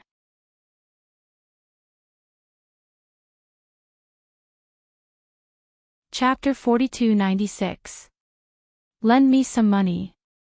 Finally, to help her friend, Han Yueyao had no choice but to ask. No, Su Yu refused immediately. Damn it. You refused without hesitation, what else can I do? Do you think I should be more tactful? Su Yu looked down at her. President Su, the great President Su, the best boss in history, stop flattering me. I'm really in a hurry, come in.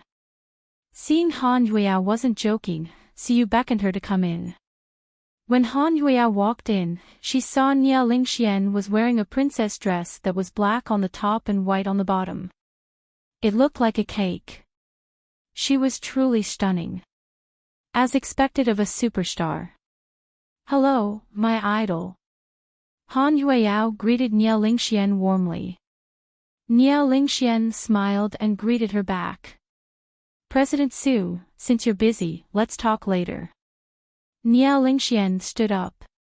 Okay. Go ahead. I'll read the proposal and give you an answer. Okay. Thank you, President Su. Nia Lingxian stood up gracefully with her Chanel handbag. She smiled at Han Yueyao and turned to leave the office. Tell me, why do you need money? After Nia Lingxian left, Suyu relaxed a lot. He could talk freely with Han Yueyao since she wouldn't get angry. The food in our company isn't good recently. Han Yueyao made it up. Tell me the truth. Suyu knew she was bullshitting when he saw her expression. One of my friends is in the hospital and needs surgery. I don't have enough money. Where's your money? I saved some for my parents and used the rest to pay for the hospital fees. Han Yueyao lowered her head and tried to relax. But she was still a little embarrassed. After all, she was borrowing money from the person she liked. Go on. Suyu looked at the data on his laptop and listened to Han Yueyao.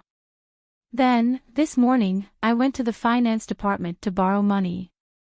I didn't want to trouble you, but the finance department refused and said they needed your approval. Borrow money from the finance department? You're really something, Han Yueyao. I don't have a choice either, do I? Saving lives is more important. Which friend? Why don't I remember having any friends here? Suyu frowned and tried hard to think, but he still couldn't think of anything. Even if I tell you, you don't know him. What's the point of asking? Just tell me if you want to lend it to me or not. Is this the tone of someone borrowing money? Suyu laughed. Han Yueyao didn't speak. How much do you need? 100,000 will do. Han Yueyao gestured. Look at how useless you are. You have millions of fans on Weibo now. You're very popular. If you just accept any commercial, you'll earn more than 100,000 yuan. You even shamelessly went to the finance department to borrow money. Tell me, is this how an idol star should behave? I'm not an idol. I've been following the path of strength. Han Yueyao stuck out her tongue. President Su, can you call the finance department? I only need 100,000 yuan, Han Yueyao urged. I can't afford to lose face. I'll lend you the money as a private loan.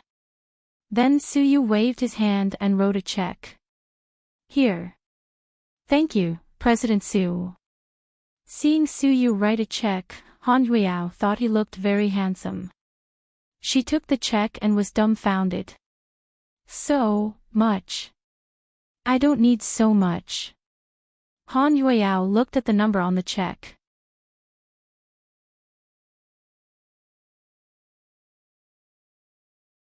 Chapter 4297.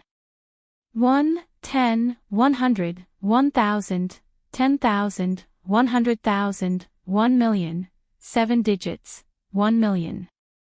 Holding the 1 million yuan check from Suyu, Han Yueyao was stupefied. Take it. Don't embarrass yourself in the finance department. If you don't have enough money, just tell me. I'm not afraid that you'll run away. Your salary is still in the company, Suyu chuckled. Ha! You're indeed an unscrupulous capitalist, you just took the money and called me a capitalist. You're really good at kicking me to the curb after I've outlived my usefulness, buddy, you're awesome. Taking the money, Han Yueyao ran out happily. Suyu shook his head helplessly. She's a moody kid after all. After the twins went on their trip, everyone felt like something was missing. Wei Yuan wasn't in the mood for tutoring. During the winter vacation, he went to visit his relatives in the south with his grandparents. Wei Yunchu was a homebody. During the vacation, he read books and played games at home. When Jiang Xiaowei went to work sometimes, Wei Yunchu would go to the Municipal Public Security Bureau with his mom. He had a good life. Wei Ying took care of Tian Tian all the time. They were very close to each other. Tian Tian liked to talk to Wei Yunchu and sent him WeChat messages from time to time. Of course, she sent the messages under Wei Ying's WeChat account. She even liked his posts on Weibo. One day, Jiang Xiaowei drove to work at the Municipal Public Security Bureau. After all, she was a psychologist hired by the Municipal Public Security Bureau. Therefore, the treatment was very good. There was a very big office. The inside of the office was made of transparent tempered glass. The view was very good. Standing on the top floor of the office, she could see the surrounding scenery. Yunchu, I'm going to work. If you want to watch a movie, remember to put on your headphones. Okay, Mom. Wei Yunchu sat down and played with his tablet. Obediently, he put on his headphones. At this moment, Wei Yunchu's cell phone rang. He answered the call, Big Brother Yunchu. On the other side of the screen was Little Bean's cheeky face. Little Bean. What are you doing? Big Brother Yunchu. I'm in my mom's office at the Municipal Public Security Bureau. Oh. I see, what's up? Wei Yunchu was puzzled. It's nothing. Someone misses you and is too shy to send you a WeChat message. Little Bean said. Pudding kicked her butt from behind. What nonsense are you talking about, Chin Mumu? Pudding was a little embarrassed and annoyed. Sis, you're so violent. You're too nervous. Did I say that person was you? I mean, Uncle Tang Chuan. Uncle Tang Chuan also misses Brother Yunchu very much. What's wrong with you? Pudding, isn't it inappropriate for you to assume that? Little Bean smirked. Little Bean, give the phone to your sister. Wei Yunchu ordered Little Bean like an adult. Sure, 500 red packets. You're blackmailing me. Wei Yunchu was speechless. Yes, it's extortion. So what? Alright, 500 it is. After the deal was done, Little Bean handed the phone to her sister with a smile and watched from the side. After getting the phone, Pudding ran to the rooftop of the villa and locked the door, keeping Pudding outside. So that she wouldn't come here to gossip. Pudding, are you still in the States? Yeah, second Grandpa didn't want us to leave. After a few more days, we'll fly to Paris, said Pudding. Is it fun there? It's good. The air is fresh and there's no smog. Wei Yunchu chuckled. What are you laughing at?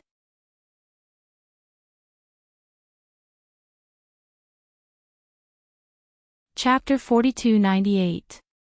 Nothing. What about you? What have you been up to these days? Pudding asked. Nothing much. I had dinner with my grandparents and then went to the company with my dad. I was bored so I stayed at home to watch movies and play games. Today, I came to the bureau with my mom. You're so obedient. What else? What about Tian Tian? Stop it, I'm not. She's your relative. After all, she's your aunt's daughter. My aunt is the only one who's been fooled by her. To be honest, my parents and I don't like her. Why? She's a bitch. Wei Yunchu was a man of few words but his comments were always accurate. He described Tian Tian as a bitch. Although Pudding was expressionless, she was happy that Wei Yunchu wasn't fooled by the little girl. Little Bean and I are going to Disneyland tomorrow. Do you have anything you want to bring? Pudding asked. Do you want money? You don't have to pay. If you don't want money, I can. Why are you so stingy? Your family is so rich, the money isn't mine. It's my grandpa and dad's. I'm still young and can't make money. I don't have the right to spend extravagantly. Pudding appreciated Wei Yunchu's point of view. Then I'll buy you anything. I hope you don't mind, as long as it's from you, I'll accept anything. I won't mind. Pudding bit her lip shyly. When will you and Little Bean come back? I'm not sure yet. Dad arranged a lot of things for us. Auntie said, it'll take at least a month before we can go home. A month? That's late. Yeah. It'll take a long time. But my dad must have his reasons. I must listen to him. Okay, you can come to the States too. Yunchu, you're so good at speaking. You can communicate well. Pudding invited him. My grandparents might not agree. They're traditional and think it's dangerous there. I'm still young.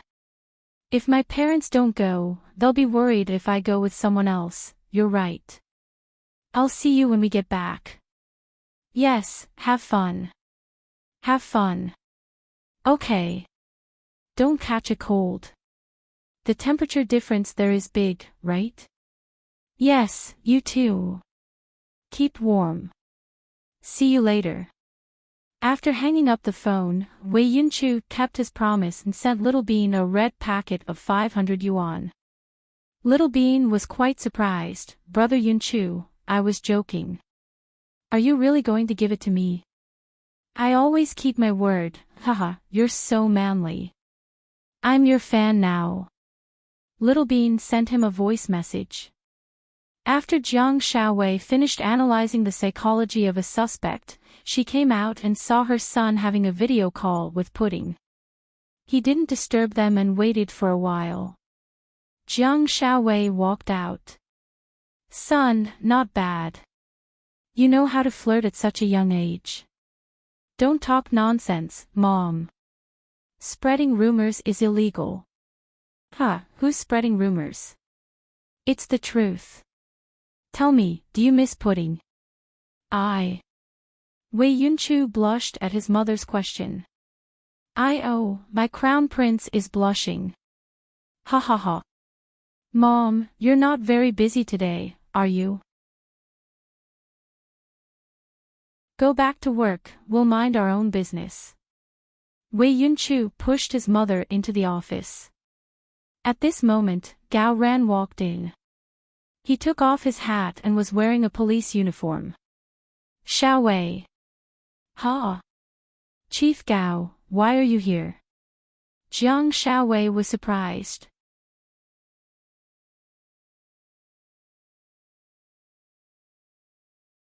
Chapter 4299. Hello, Uncle Gao, Wei Yunchu greeted him immediately. Oh, you're here too. Yeah, it's the holidays, so I came with my mom. Xiaowei, are you busy right now? Do you have work to do? No, I just finished one. What's up? Come here for a second, I have something to talk to you about. Gao Ran waved his hand and called Jiang Xiaowei over. In the corner of the office, the two of them stood in front of the floor-to-ceiling window and looked at the busy traffic outside. Gao Ran asked, have you contacted Mian recently? Yeah, we talk a lot on WeChat. Did you notice anything wrong? Gao Ran tilted his head and looked at Jiang Xiaowei. Something's wrong. I didn't notice it, but Mian hasn't been in a good mood recently. She doesn't want to see me or Lingling. I know that the baby was a big blow to her, especially after Cici gave birth to her daughter. I suspect that she blocked Cici. When Cici posted pictures of the baby, she was the only one who didn't like them. But I can understand that. After all, anyone who suffered so much would be sad. Other than that, there's something else that's very serious. What is it? Jiang Xiaowei was puzzled. Did you hear about her and Qin Chu? What about her and Qin Chu? Jiang Xiaowei obviously didn't know.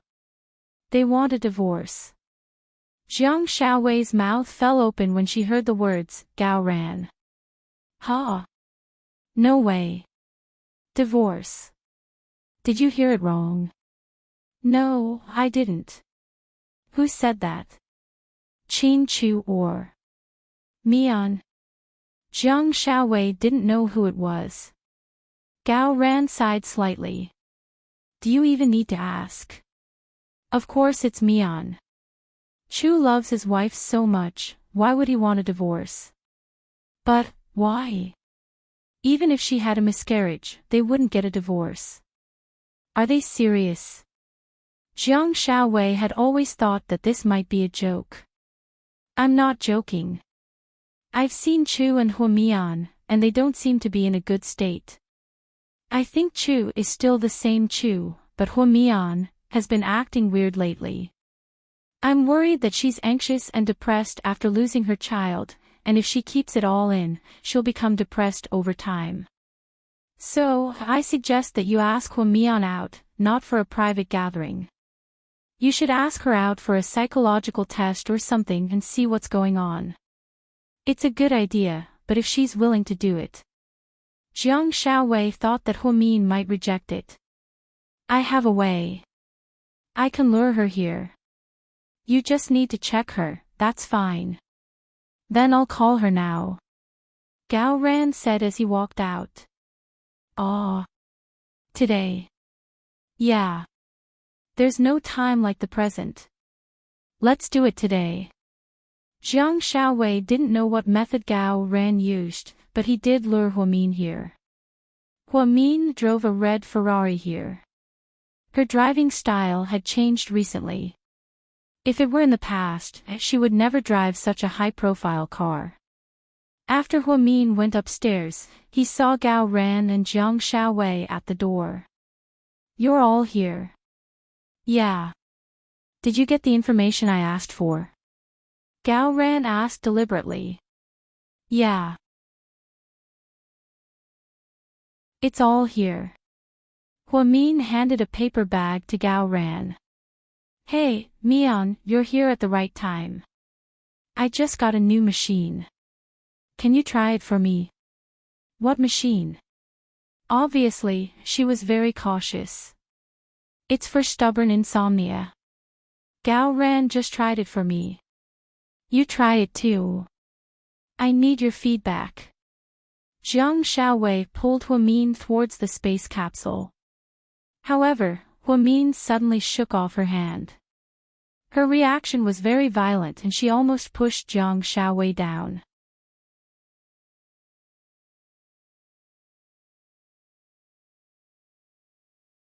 Chapter 4300. Fortunately, Gao Ran was quick enough to catch Jiang Xiaowei. Mian. Jiang Xiaowei looked at Huamin in disbelief. They had known each other for so long, but Huamin had never gotten angry at Jiang Xiaowei. Now, his reaction was so rude. At that moment, Jiang Xiaowei felt that the Huamin in front of her had become very strange. I'm sorry, Xiaowei, Mian, aren't you overreacting? What's wrong with you? Gao Ran was also suspicious. I don't like to touch the equipment in the hospital now. It's quite scary. Look, I rarely go to South Side and the first hospital. Maybe I'm against the hospital.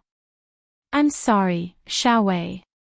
Really, I didn't do it on purpose, it's okay, it's okay. Jiang Xiaowei was still in shock.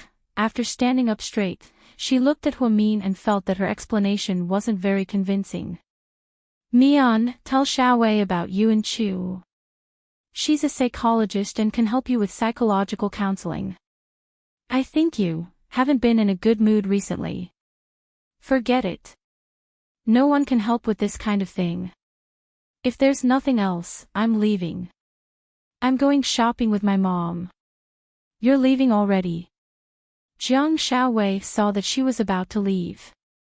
Xiaowei, let's meet another day. Bye. Huamin seemed to dislike the equipment in Jiang Xiaowei's room, so he didn't want to set foot in her office at all. He turned around and left in a hurry. Mian is really a little strange. I don't know. Looking at Huamin's back, Jiang Xiaowei's expression became complicated. Right? I knew she must be depressed recently. Otherwise, she wouldn't be thinking about things all day long. She even said that she wanted a divorce. What nonsense. This couple is really troublesome. Gao Ran originally wanted to ask Jiang Xiaowei to give Huamin psychological counseling. However, Huamin refused to cooperate, so the matter was left unsettled. However, this incident left a knot in Jiang Shaowei's heart. After all, he had interacted with Huamin too many times in the past, and he knew that Huamin was never like this. However, she didn't continue the discussion with Gao Ran. Instead, she kept her mouth shut.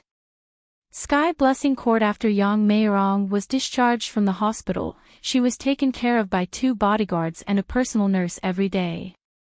Therefore, his physical condition had recovered quite well.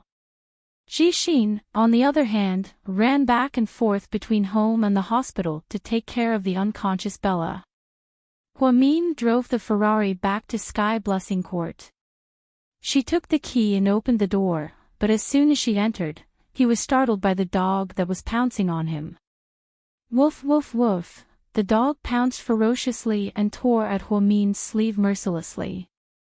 In an instant, she raised her foot and kicked the dog to the side. This kick used an extraordinary amount of strength, so after the dog screamed, it lay on its side on the floor and started twitching. What's going on? Yang Meirong was making dumplings with the nurse in the kitchen. When she heard the noise, she quickly ran out to take a look. First, she saw the pitiful dog lying on its side on the ground, as if it was about to die. It stuck out its tongue and barked. From its barks, one could tell how miserable and painful it was. Then, she looked at the door. Huamin's face was extremely gloomy. Mian, what's wrong? Yang Meirong asked. Didn't I say that I don't want a dog? Where did this beast come from? It almost bit me. Fortunately, I reacted quickly. Huamin's voice was very cold. This is a German shepherd that Chu bought for me because he was worried that I would be bored. It's been trained and is very obedient. It won't attack people easily. What do you mean by that? Don't tell me you trust a dog instead of me. Huamin glared at Yang Meirong. That gaze shocked Yang Meirong, as if the person in front of her wasn't her daughter. Huamin had never been so fierce.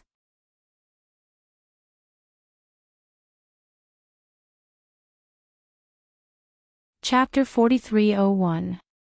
Mian, that's not what I meant. Why do you miss your mom so much? Yang Meirong was shocked. Perhaps she felt that her attitude was a little overboard, so she softened a little. Kick this damn dog away. I don't want to see it again.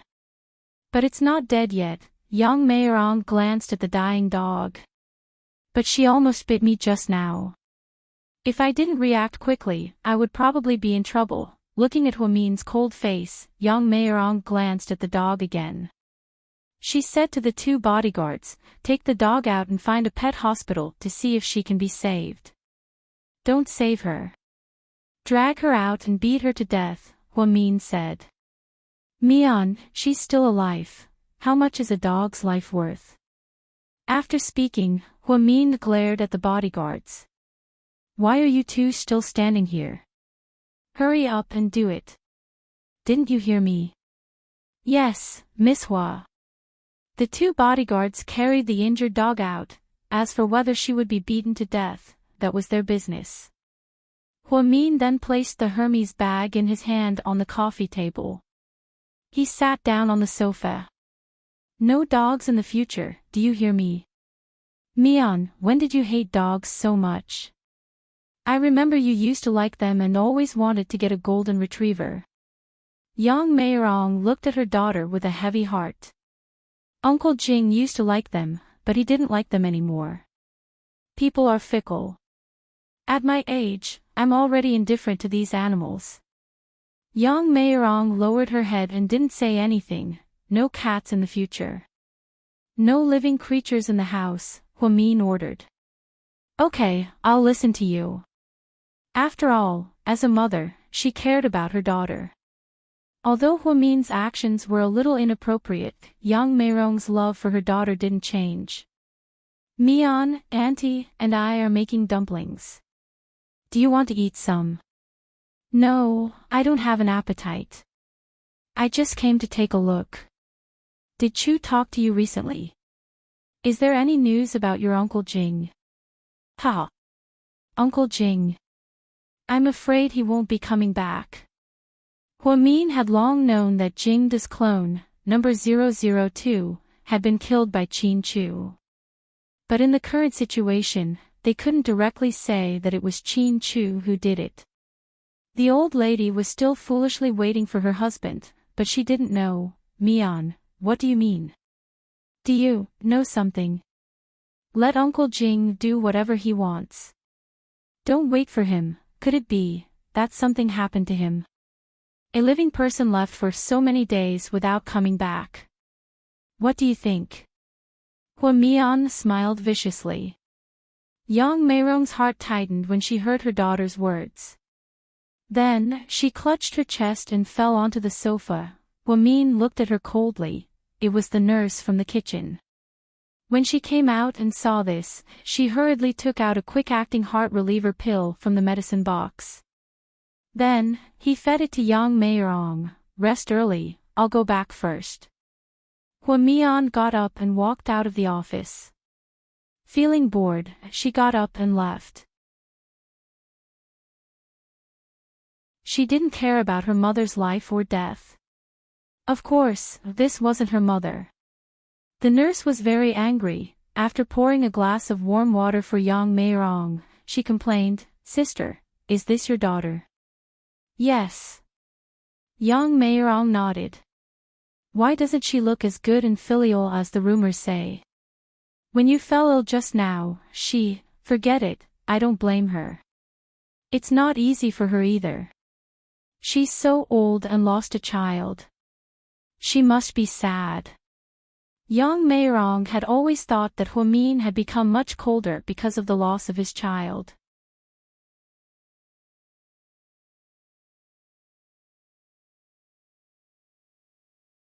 Chapter 4302. Even so, she shouldn't have done that to you. Should I tell Mr. Qin about this? No. Don't tell him. I don't want the two kids to fight. Yang Meirong waved her hand. Huamin drove the sports car around the luxury stores and spent more than 1,000,000 yuan. He bought 2 bracelets from Cartier alone. She spent nearly 600,000 yuan and bought several new bags from big brands. She also bought some perfume and lipstick. In short, she spent more than 1,000,000 yuan, then she drove the sports car home with a full load. As soon as she entered the house, her face darkened. There were 3 giant dogs in the house, 2 black dogs for 100 yuan. Although she didn't know what breed they were, she knew from their appearance that they must be cheap and expensive. As soon as Huamin entered the house, the 3 big dogs all ran over and barked wildly. The living room instantly became lively. Uncle Li and a few servants quickly held the leashes of the dogs to prevent them from charging at Huamin. But the dogs seemed to have gone crazy and wouldn't listen no matter how they coaxed them. The 3 dogs all barked at Huamin as if they would bite her to death if they let go. Who did this? She roared. She couldn't take it anymore. She had just experienced such a thing in Sky Blessing Court. She thought it was settled, but who would have thought that animals she didn't like would appear in South Hill Manor? A young lady. Sir bought her. She's quite obedient. I heard that she's been domesticated for a long time and can understand humans. She's been here for a few hours and has been quite obedient. I don't know why she's like this now. Uncle Li was also helpless. He didn't know what was going on. When Qin Chu sent someone to send her back, she was indeed very obedient. Everyone liked these 3 big, majestic dogs. But why did the scene change as soon as the images came? No one knew. But Layla knew. She wasn't just her. As long as she was a clone, she would be rejected by small animals. The most obvious was cats and dogs. Jingda was also afraid of them before. Those small animals seemed to understand that they were not humans. so their attitude towards them was very fierce. She still remembered that Linya had cloned a foreigner in the underwater palace. That man liked zoos very much. Once, he went to a safari park in the United States on a mission. Being attacked by a group of tigers, perhaps it was because that person's combat power wasn't as strong as Layla's, so he was dismembered by the tiger. It could be said that he was eaten. In the end, everything was restored in the surveillance video. Later on, Linya repeatedly warned these clones not to get close to small animals. In fact, most of the clones were the same as normal people. They didn't have much fighting power and were even weaker than normal people. They would also fall sick. However, Layla was different. She was not an ordinary clone. She was a clone with a special constitution that had been modified by Linya. You could say that, in the entire underwater palace, Layla's combat index was the highest among all the clones. It could be said to be heaven-defying, even to the point of being abnormal. That was why she established the Doomsday Death God, which specialized in doing inhumane things to instill fear in people. How dare he challenge Lu Yen to a one-on-one close-range combat fight and challenge Qin Chu? This was all because she had the right to do so. Drag these animals out and chop them to death, Huamin ordered. What? Uncle Li thought he heard wrong. Uncle Li had been at South Hill Manor for the longest time. He liked a young lady's quiet and magnanimous personality the most. Huamin had never said anything harsh, so Uncle Li was stunned when he heard her say that for the first time.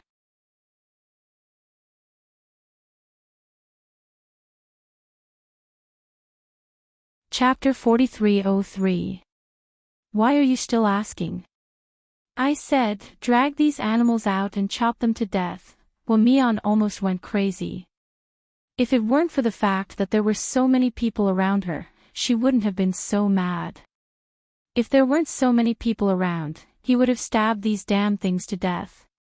Before Uncle Li could speak, Qin Chu walked down from the second floor. Let me see who dares to touch my dogs, Huamin froze. It turned out that Qin Chu was home. When she saw Qin Chu, her expression immediately changed. Honey. You know how scared I am of dogs. Why did you buy 3 such big ones?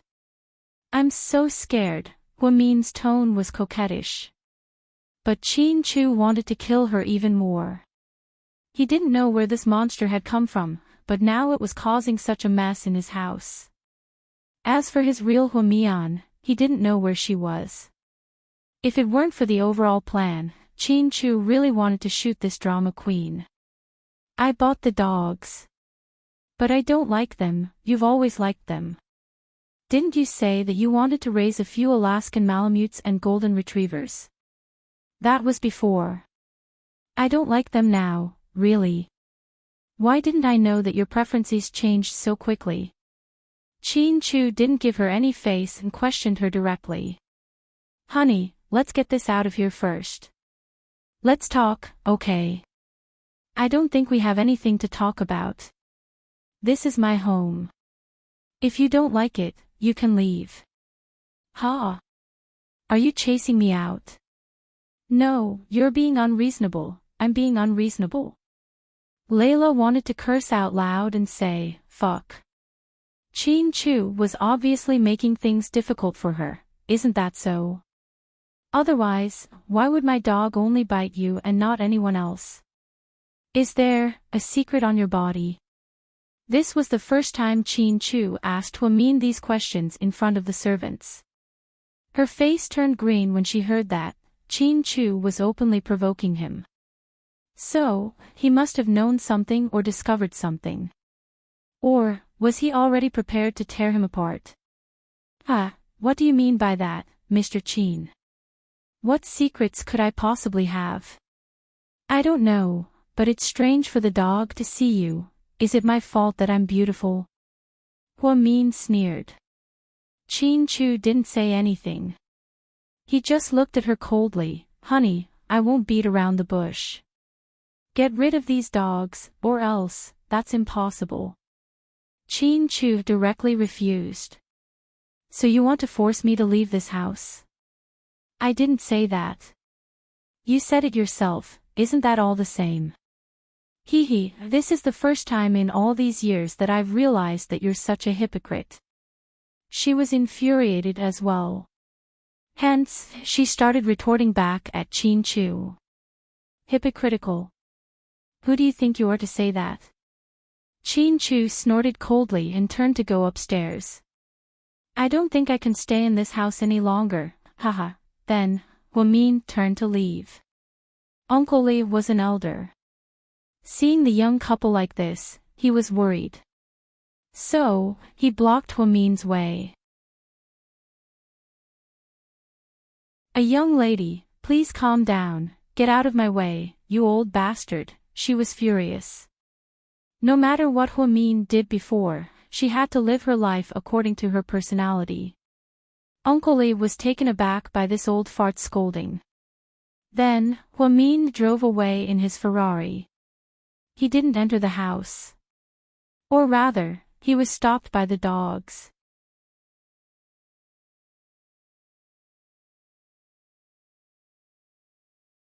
Chapter 4304. Inside the presidential suite of the Ritz-Carlton, Min sent a WeChat message to Suyu. Min, are you there? Suyu, yes. Min, where are you? Suyu, I'm working overtime at the company. Min, when are you getting off work? Suyu, I don't know yet. I'm discussing the script with a few producers and directors. Recently, the company has a few wuxia movies to shoot. We've invested quite a lot in them. Min, wuxia movies. How old are you? Will anyone watch them? Won't you lose money? Suyu, no, I'm confident that it'll sell well at the box office. Min, oh, Suyu, what's up? Mion, are you looking for me? Min, yes. Suyu, what is it? Suyu put down the script in his hand, got up, and walked to the window with his phone. Usually, as long as Min had something to do, Suyu would do it. He would rush over even if it was urgent. Min, I left home. Suyu, did you go shopping? Min, no, I had a fight with Chin Chu.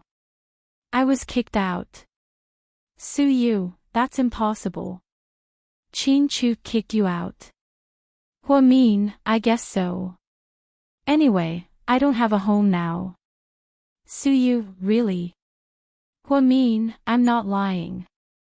Suyu, Mion, where are you now? Min, the hotel. Suyu, which hotel? Mion shared her location, which was the location she was talking about. Suyu looked down and saw that it was the Ritz-Carlton Hotel in the city center. Suyu, are you really at the hotel? How could this be? Min, it's a long story. Suyu, wait here. I'll get someone to pick you up. We'll talk when we meet. Min, why don't you come and find me? Suyu, that's not good. The media likes to create hype recently. I'm afraid that if the paparazzi set their eyes on us and take photos of us, we won't be able to clear our names. Suyu was in charge of an entertainment company, so he was very concerned about this. Min stayed in the hotel alone. Suyu went over at night, alone. What was going on? Who would believe that they only chatted for a while? A single man and a single woman. Imperial Star had nurtured so many stars over the years, and this kind of thing happened all the time. Therefore, Suyu was quite sensitive about this. Upon hearing that Suyu was not coming, Min was clearly unhappy. Min, if you're not coming, forget it. Pretend I didn't say anything. Suyu, Mion, don't be angry. I'll get someone to pick you up. Min, it's okay. Later, no matter what Suyu said, Min didn't reply. Suyu was a little anxious. He first called Chin-chu. However, Chin-chu didn't pick up. Then, he sent a WeChat message to Chin-chu, but Chin-chu didn't reply either. He didn't know if it was on purpose or if it was really inconvenient for him to pick up. Suyu wanted him to pick up Hwamin to meet him at the company. However, he felt that An was also a man, and everyone knew that he was Suyu's chauffeur. If someone took photos of them, it would still be bad. Therefore, Suyu thought about it and finally decided to let Han Yueyao go. Jiang Xiaowei and Zhu Lingling were Hwamin's best friends. If they found out, it would be a big deal. With Zhu Lingling's personality, if she knew that Hwamin had been kicked out of the house by Chin-chu, she would probably pick up a knife and kill him. Therefore, Suyu thought about it and decided to let Han Yueyao go. After receiving the order, Han Yueyao put on a mask and took a taxi to the Ritz-Carlton alone. She rang the doorbell for a long time before Hwamin reluctantly opened the door. "Sister Mian. Why are you here?" Seeing Han Yueyao, Hwamin's cold face clearly showed that he didn't welcome her. This made Han Yueyao feel a little awkward. After all, Hwamin had always been good to her. When she danced, Hwamin even gave her fruits and took care of her. "Now, Sister Mian, Suyu asked me to come. What's the matter?" Hwamin didn't let Han Yueyao in and blocked the door with a cold attitude.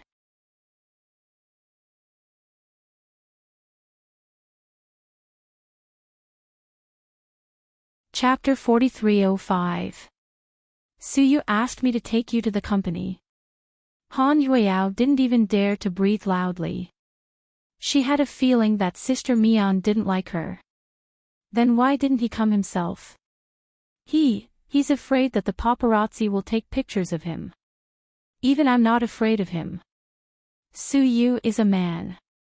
Why would he be afraid? Ridiculous. No. Suyu isn't afraid of being a bad influence. He's afraid of being a bad influence on you, Sister Mian, Han Yueyao explained patiently. Hearing this, Hwamin didn't immediately refute. But she raised her head and looked at Han Yueyao carefully. You seem to know him very well. Ha!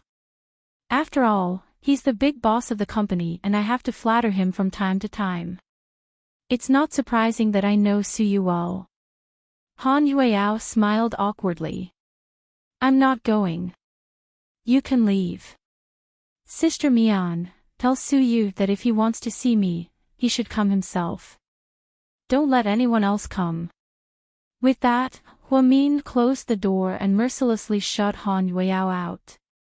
Han Yueyao picked up her cell phone and called Suyu. She reported the situation to him. Okay. You can go back first. I'll check on her later. Suyu licked his lips, overwhelmed with work. President Su, I feel. Sister Mian is acting strange. She's acting strange recently. I think she has something on her mind. I'll ask her about it later. President Su. Should we ask Sister Mian's husband to take her away? After all, they're husband and wife. I contacted Chin-chu, but he didn't reply. Oh. I see, you can go now. I'll handle it myself. Okay. Han Yueyao. Ha. Thank you. Before Han Yueyao could say anything, Suyu immediately hung up the phone. It was hard to hear him say thank you. Hwamin poured cold water on Han Yueyao's hopes. However, Suyu's thank you warmed her heart again. Suyu, you're so damn cute. You're so cute. I can't bear to give you up. What should I do? She looked at Suyu's name in the call log and murmured to herself. At this very moment on the other side of Earth, inside the underwater palace, Hwamin was taken away by Messiah. After talking to her dad for a while, Lu Yen suddenly felt sleepy and couldn't keep her eyes open. Linya smiled and asked someone to send Lu Yen back to rest. Old Lu, come with me. Linya smiled at Professor Lu. Then Professor Lu got up and followed Linya. The two of them slowly walked back to Linya's room. At night, the white passageway would be lit up with blue lights. The lights illuminated the underwater world, and the fish and jellyfish could be seen clearly. That feeling was like walking in a tunnel in the underwater world. The underwater tunnel in the ocean park was very romantic and beautiful. Old Lu, are you happy today? Yeah. Today is the happiest day I've had in the past few decades. Nothing can replace it. As long as you're happy. Professor Lu smiled. He had one hand in his pocket and the other hand holding Linya's hand. It felt like they were in love when they were young. It was especially beautiful. Professor Lu remained silent. Linya couldn't hold it in any longer. She turned her head to look at his aged face. Old Lu, don't you have anything to ask me? Linya asked.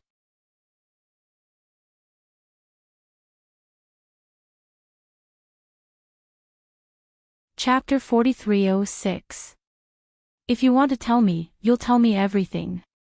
Otherwise, I won't be able to tell you anything. Professor Lu was calm and didn't seem to have anything against Linya. Old Lu, between our daughters, do you like Mian more or Yen more? Linya held Professor Lu's arm and asked coquettishly.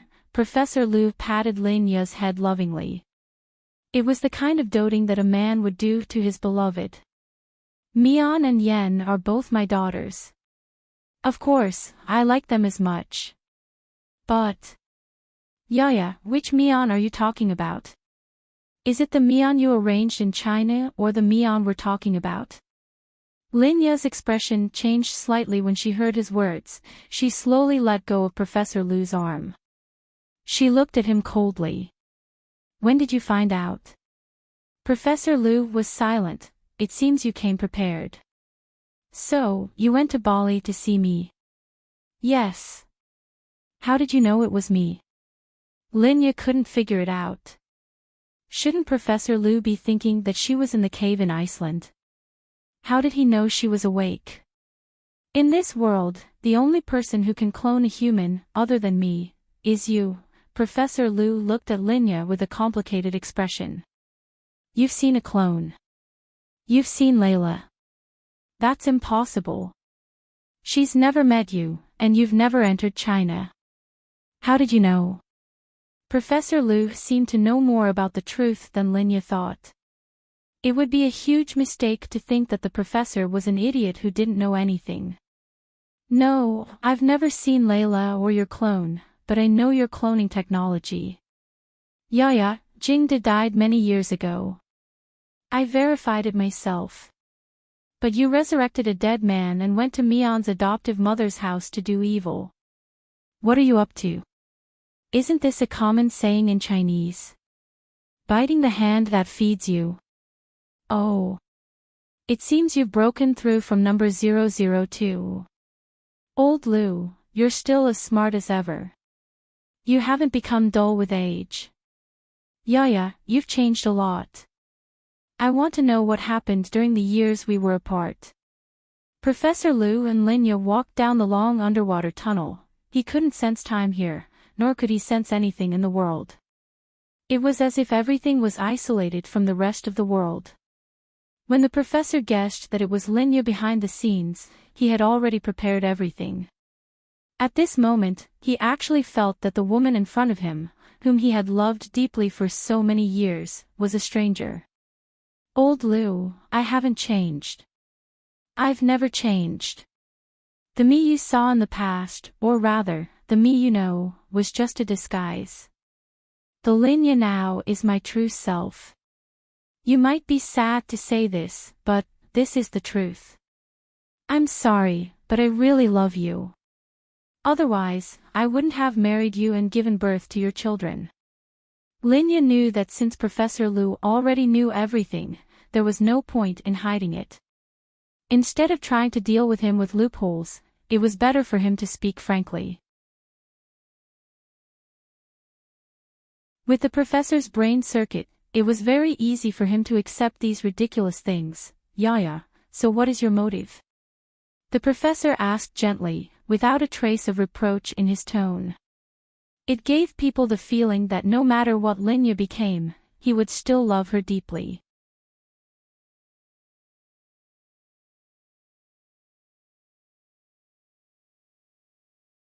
Chapter 4307. Old Lu, I want something. Linya finally revealed her purpose. Is it the thing you asked Mian to ask me before? Professor Lu had already guessed that Huamin knew about the red demon because he was manipulated by Linya. Yes, Old Lu. I need the red demon. What do you want it for? I want to use it on my technology. Linya said vaguely. Your technology? Is it your clone army? How did you know? Linya widened her eyes in surprise. Professor Lu had only been here for a short while, and the family of 4 had only had a meal together. Why did he know about the clone army? It was impossible for someone else to tell him. No one here dared to betray Linya.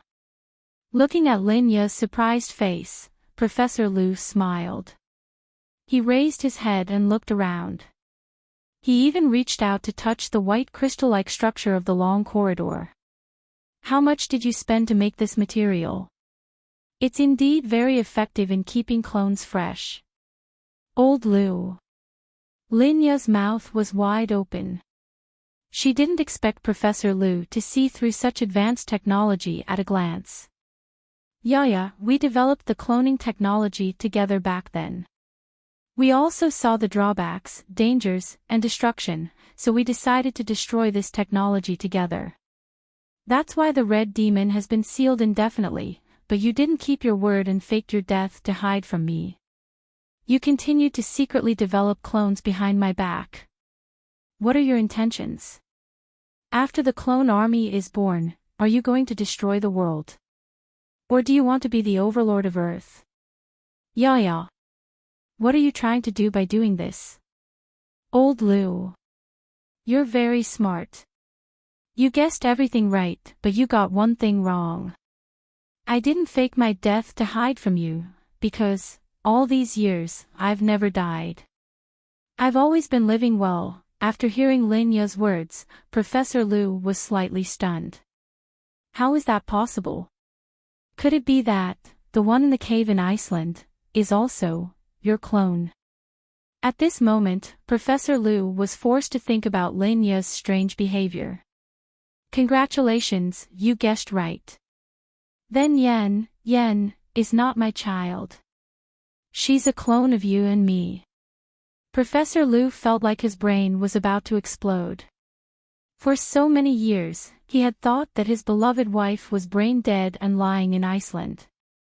Are you still racking your brains on how to revive her? However, the technology to revive the dead was something that no one in the world could do. Of course, Linya was an exception.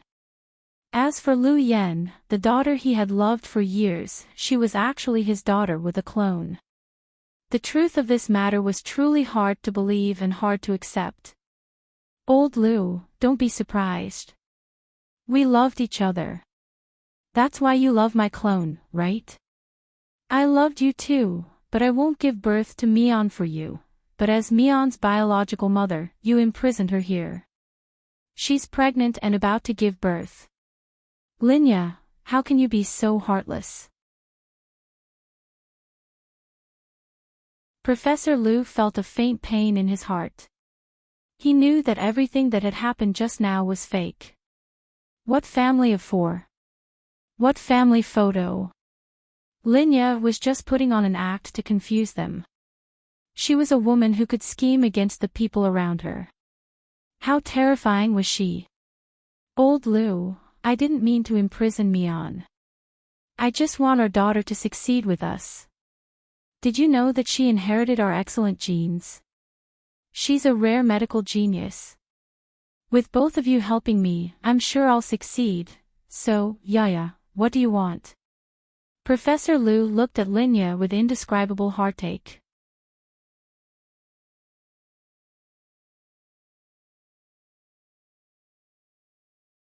Chapter 4308. Old Lu, don't you want to be immortal? When Linya asked this question, she was a little mysterious, and there was endless strangeness in that mystery. Professor Lu froze. He didn't expect that Linya's scheme was for immortality. Yaya, in the 6 realms of reincarnation, birth, old age, illness, and death, these are unchangeable laws. It's the cycle of nature. Humans aren't an immortal species. I don't know what method you used, whether you found it out or what, but it's a terrifying thing in itself. The professor tried to calm himself down as he spoke. However, when he saw Linya's youthful face, he felt even more terrified. Could it be that she, on the other side of the world? At this moment, Huamin, or rather, the clone of Huamin, was Layla.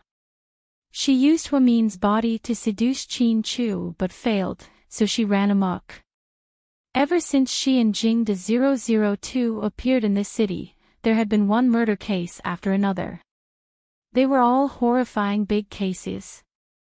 Gao Ran, the director of the Municipal Public Security Bureau, was about to lose his position. Even the mayor and secretary were in danger, and the rumors about vampires became more and more unscrupulous. But Layla had no intention of restraining herself. She had always thought that as an advanced species, she didn't care about humans. They looked down on stupid and low-level humans, so they would still hunt for food as much as they liked. Sometimes, even when she wasn't hungry, she would torture and kill innocent people. She didn't dare to go back to South Hill Manor because Qin Chu had bought a few giant dogs. Or rather, she didn't dare to offend Qin Chu. After all, with Layla's combat strength, she shouldn't be afraid of a few giant dogs. So, she took the opportunity of running away from home and went to live in a hotel. Then, she immediately contacted Suyu. Considering many factors, Suyu didn't come. Instead, he asked Han Yueyao, who had a good relationship with Huamin, to come. But when Han Yueyao came, she was sent away. After that, Huamin sent another WeChat message to Suyu. Huamin, it's fine if you don't want to come. Let someone else come. Do you know how I feel? I just feel that you're being perfunctory. Suyu, Mian, don't be angry. Don't be stubborn. I'll go find you now, okay? Huamin, no, don't come. Although Huamin said that, she knew that Suyu wouldn't leave her alone. After all, Suyu had always liked Huamin. If Qin Chu didn't come, Suyu would. She had guessed correctly. Suyu didn't want to upset Huamin, so he drove his sports car here himself. However, on his way to the hotel, he was stopped by a black Bentley at the intersection. Seeing the license plate number, Suyu was slightly surprised. Then, he got out of the car, Qin Chu. Suyu had called him, but he didn't pick up or reply to his WeChat messages. So, Suyu was surprised to see him here. Where are you going? Qin Chu asked him calmly. To the hotel. Are you going to see Mian? Qin Chu asked. Yes. Don't go. Why? This is between us. Don't interfere, Suyu. Qin Chu's tone was as cold as ever. Suyu was a bit annoyed by it. But he respected Qin Chu's attitude. Qin Chu, you and Mian are husband and wife. I know I'm an outsider and shouldn't interfere. But don't you think you two have been acting strange recently? Qin Chu didn't say anything. This isn't the first time. What on earth are you thinking? I don't believe that you have an affair, and I don't believe that you can't get over it just because she lost the child. I saw that you sent Pudding and Little Bean away. What on earth do you want? This was the first time Su-yu had spoken so bluntly to Chin-chu with such harsh words.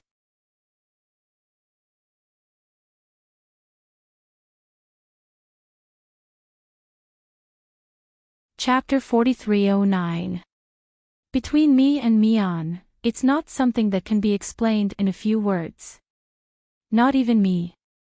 Seeing that Chin-chu didn't want to say it, Su-yu was a little sad. Su-yu, let me ask you, can you be ruthless and leave her alone? No. Then you still like her, right? Su-yu licked his dry lips and didn't answer. Forget it. If you want to help her, you can go. It's up to you. With that, Chin-chu drove away. Su-yu was dumbfounded. Chin-chu appeared with such a premeditated plan, but he left without saying anything important. This caught Su-yu off guard, at the door of the hotel suite. The doorbell rang. Hwa-min walked over and opened the door with a smug smile. She thought it must be Su-yu. Therefore, in order to seduce him, she even wore a bathrobe. She had long wanted to take the opportunity to create some scandals with Su-yu and embarrass Chin-chu. Most importantly, she wanted to embarrass Hwa-min and make her a slut that everyone would hate. Did you know why Layla hated Hwa-min so much? Linya and Messiah were probably the only ones who knew this. However, the moment she opened the door, before she could react, two tall bodyguards grabbed her by the hair and dragged her out. What are you doing? Layla wasn't sure who these people were. Just as she was about to make a move, she saw Chin-chu standing at the end of the corridor. Madam, sir invited you home for dinner. After the two bodyguards said this expressionlessly, they roughly led her out of the hotel. The hotel staff knew that they were husband and wife, so they naturally didn't care. Chin-chu brought his men and kidnapped this woman from the back door. When Su-yu arrived, he naturally didn't catch her. Then, Su-yu called Hwa-min's phone, but it was turned off and he didn't know where she was. Su-yu was worried that something had happened to her, so he foolishly called Jiang Xiaowei. After hearing this, Jiang Xiaowei calmly analyzed the situation. Lord Su, don't interfere in their business, Jiang Xiaowei advised. Xiaowei, do you think I'm being nosy too? Su-yu's heart chilled. That's not it. I just think that a person like Chin-chu has always been reliable. If he told you not to interfere, then he might really settle it himself. If we interfere, it will complicate their relationship. Maybe. I'm unnecessary. Disappointed, Su-yu called Jiang Xiaowei for a while. After comforting him for a while, Jiang Xiaowei drove away. After wandering around the streets for a long time, he realized that he was unfamiliar with this city. He didn't know where he was going, so he just wandered around the streets. Finally, he stopped at the entrance of Imperial Star's staff dormitory. Su-yu froze for a moment. Then, he pulled over, took out his phone, leaned against the driver's seat, and sent a WeChat message to Han Yueyao. Su-yu, are you there? Han Yueyao, no. Su-yu, don't talk nonsense. Why are you talking if you're not there? Han Yueyao, oh, then let's start again. Sorry, the subscriber you called is not in the service area. Please try again later. Su-yu, Han Yueyao, ha ha ha, are you dumbfounded? Su-yu, is that how you talk to your boss? Do you want to quit your job? Han Yueyao, are you dumbfounded? It's after work. Whose boss are you? You're at most a passerby. Su-yu, Han Yueyao, okay, I'll stop teasing you. What do you want, President Su? Su-yu, come out for a drink. It's a little boring. Han Yueyao, you're in the mood. Where are you? I'll go find you. Su-yu, right outside your dormitory.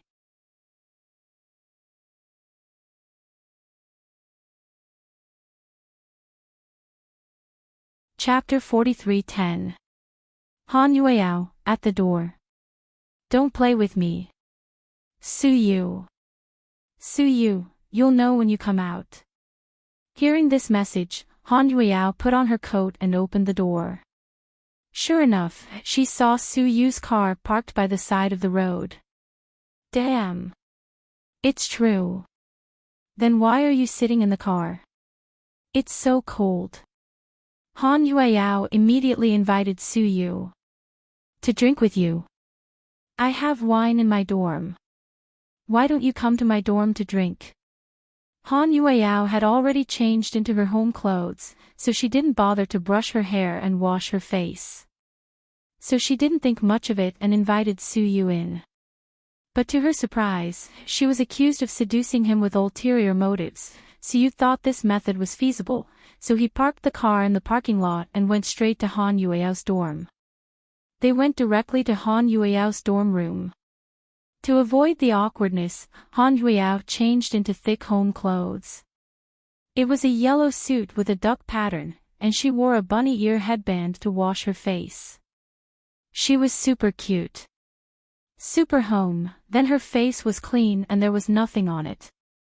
It was rare to see Han Yueao like this. After Su Yu came in, he playfully pulled the bunny ear on her head.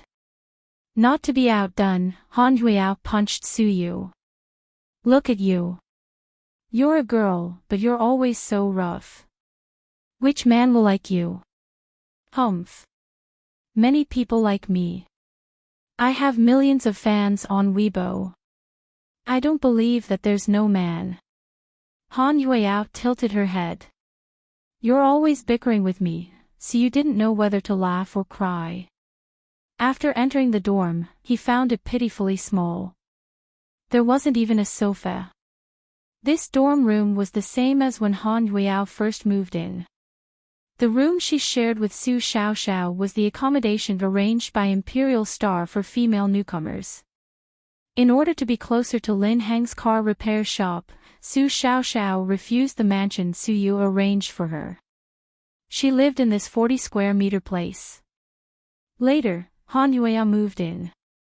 They were very close and were even more reluctant to leave.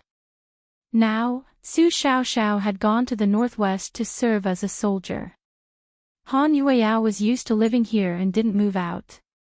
Previously, her manager and assistant had told her that with how popular she was now, she could totally apply to Su Yu for a private residence. It would also be more private to prevent paparazzi from following them. But Han Yueao rejected it. She felt comfortable and safe here. After living there for a long time, he would treat it as his second home. Su Yu hadn't paid attention to this place before, and this was the first time he had come in to take a look. He found that there was no sofa. The only place to put things was the empty bed where Su Xiaoxiao lived. On it were Han Yueao's bags and scarves. I say, do you have any plans to move out? Su Yu asked tentatively. President Su, are you going to buy me a luxurious house?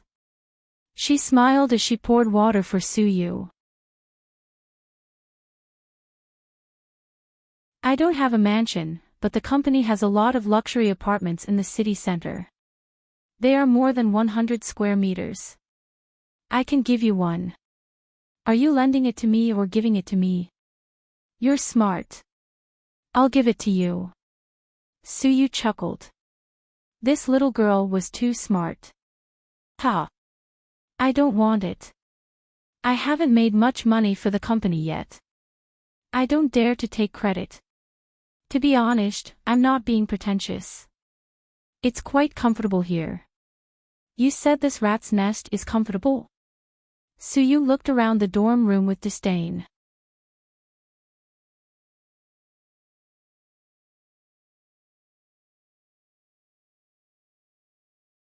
Chapter 43:11. Isn't this rat's nest prepared by our company for our employees? Su Yu was speechless. Aren't you embarrassed, President Su? Ha ha ha ha. Don't laugh. You can stuff a goose egg into your mouth. Why don't you have any burden of being an idol? The entertainment industry is all about character design. Look at the popular actresses. Some dress themselves as foodies, some dress themselves as silly girls, and some dress themselves as straight-A students. Look at you. I dress myself as Hinata. What do you think? Han Yueyao put her hands on her hips and smiled seductively. Who? Suyu didn't hear her clearly. Hinata. Who's Hinata? Suyu had never heard of her. She's Naruto's wife, Hinata, in the super popular Japanese anime Naruto. Come here. I promise I won't beat you to death. Suyu was fuming. He was talking to Han Yueyao about character design in the entertainment industry. But she was talking to him about anime with a straight face. Her IQ wasn't online at all.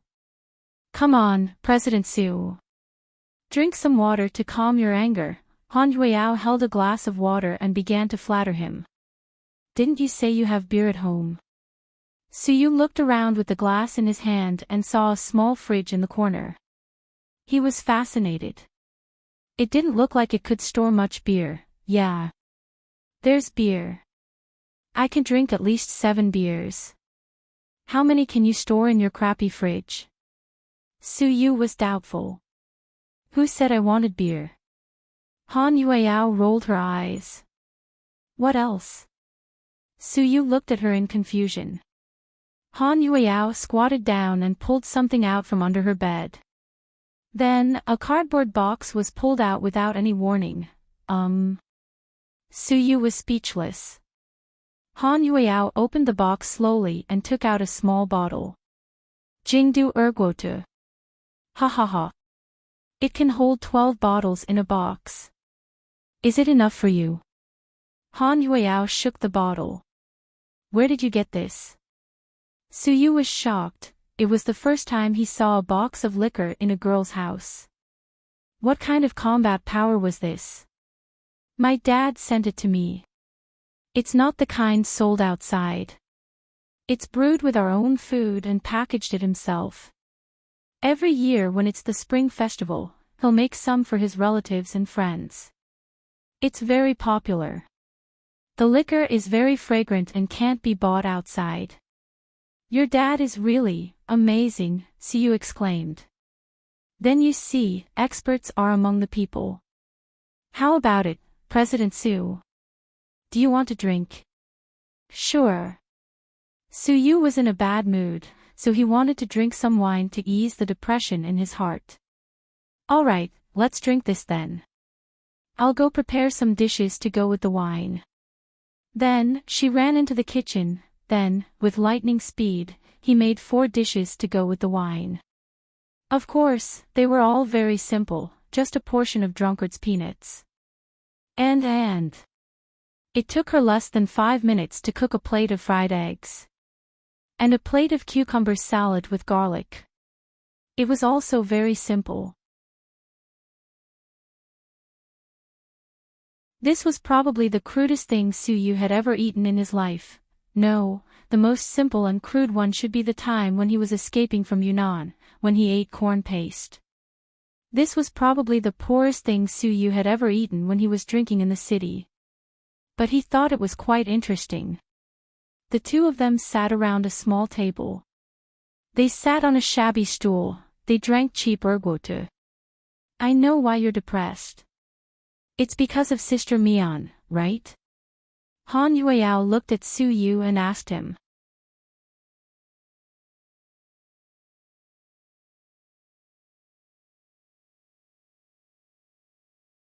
Chapter 43:12. Suyu's face froze slightly. Then he sighed slightly. Let's not talk about her today. Hearing Suyu's words, Han Yueyao wasn't stupid and didn't want to make Suyu feel gloomy. She changed the topic. President Su, what do you think of Miss Nye? Which Miss Nye? Suyu didn't know how to react. The great beauty Nye Lingxian. Oh, her. Suyu picked up his wine glass and took a sip of white wine. I think great beauty Nye is a good woman. In the past few years, Imperial Star has promoted many artists, but she seems to have the best reputation. She doesn't bully newcomers and respects seniors. She doesn't break any unspoken rules and doesn't cause any disputes about contract terminations. She doesn't create hype and acts normally. To be honest, I'm very envious of stars who can achieve this. I want to be like her and have no regrets. Little Nya is indeed a good person. Suyuk picked up a piece of cucumber and put it in his mouth. Instantly, the fragrance overflowed. For some reason, his mood lightened a lot.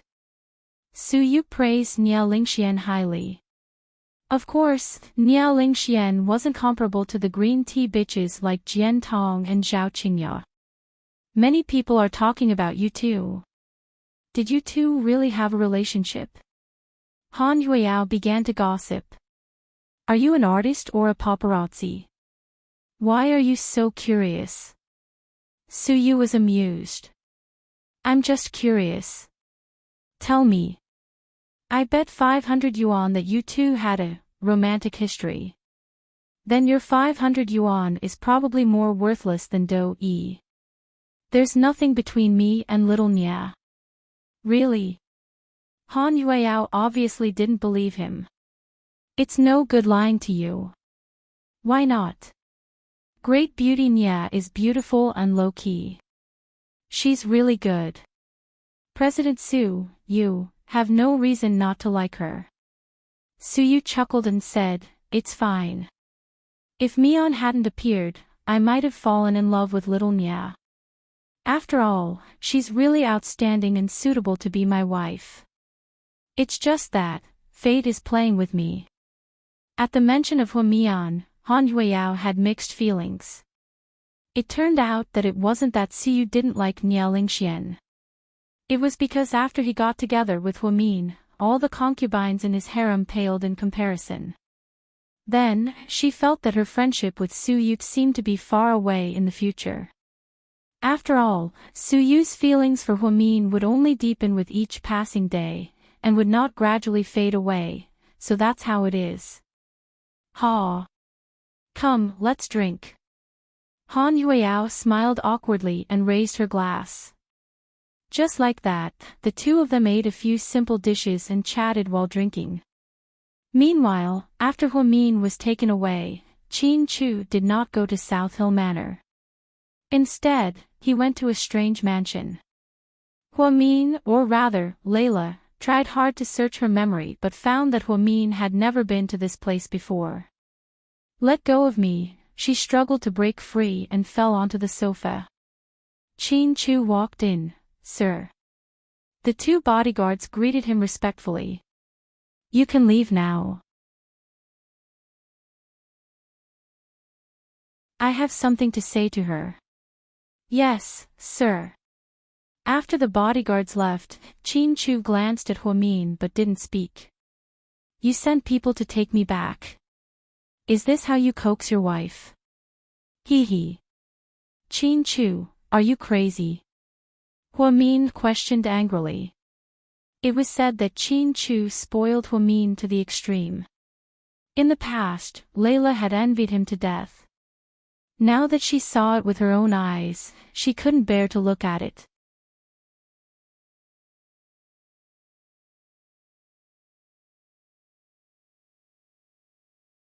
Chapter 43:13.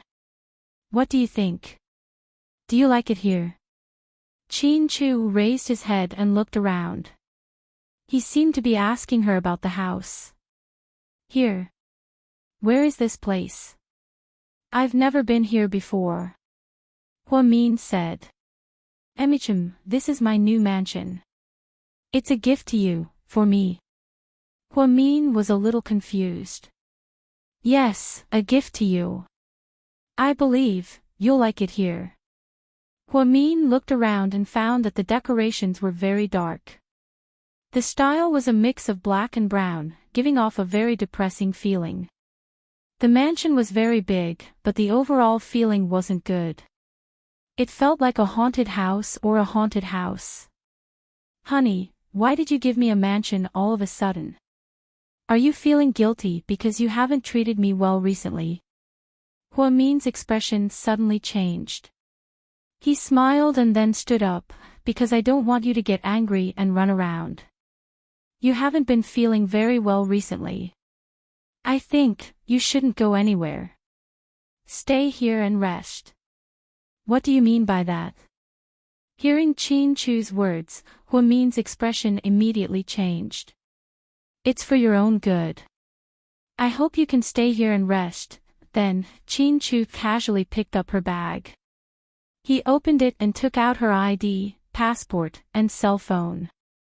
Then, he threw the bag back onto the sofa. Qin Chu, how dare you put me under house arrest? Huamin finally understood Qin Chu's purpose. He was going to put her under house arrest.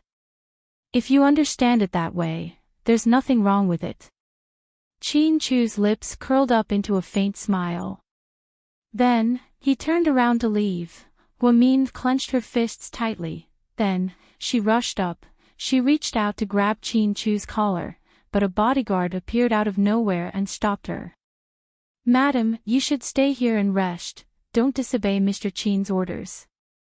Qin Chu, you can't do this. You can't do this to me. I should have done this to you a long time ago. Qin Chu turned around, his face expressionless. I want to see my mother. Can you send me to Sky Blessing Court? I don't think Mom would want to see you. Qin Chu finally turned around and left. The door slammed shut, then the lights dimmed. She raised her head and glanced at the corner again. He was on the verge of breaking down. There were probably no less than 100 surveillance cameras.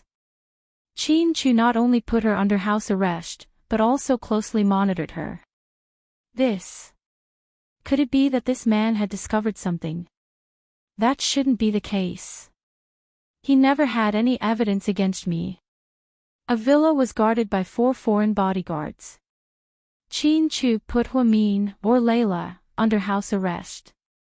He was not doing this to destroy her immediately, nor was it to force her to tell him where Huamin was. He just wanted to see how strong this woman was. Only then would Qin Chu have the chance to carry out the next step of his plan. Layla was locked in the villa. On the surface, she looked scared and panicked, but in reality, to her, this was nothing. It was just that she couldn't unleash that inhuman power in front of Qin Chu. At this moment, on the other side of the earth. After the professor failed to ask for the red demon for the first time, Linya locked the professor in a white room without any communication. Lu Yan was also injected with some unknown drug and fell into a deep coma. She was sent back to the crystal coffin. Only Huamin was still awake, inside the magnificent palace. Master. What's the matter? Linya's expression didn't look good. She had been recalling what the professor had just said to her. Our remote device detected that Miss Layla is in China. She seems to be in some trouble, Messiah said.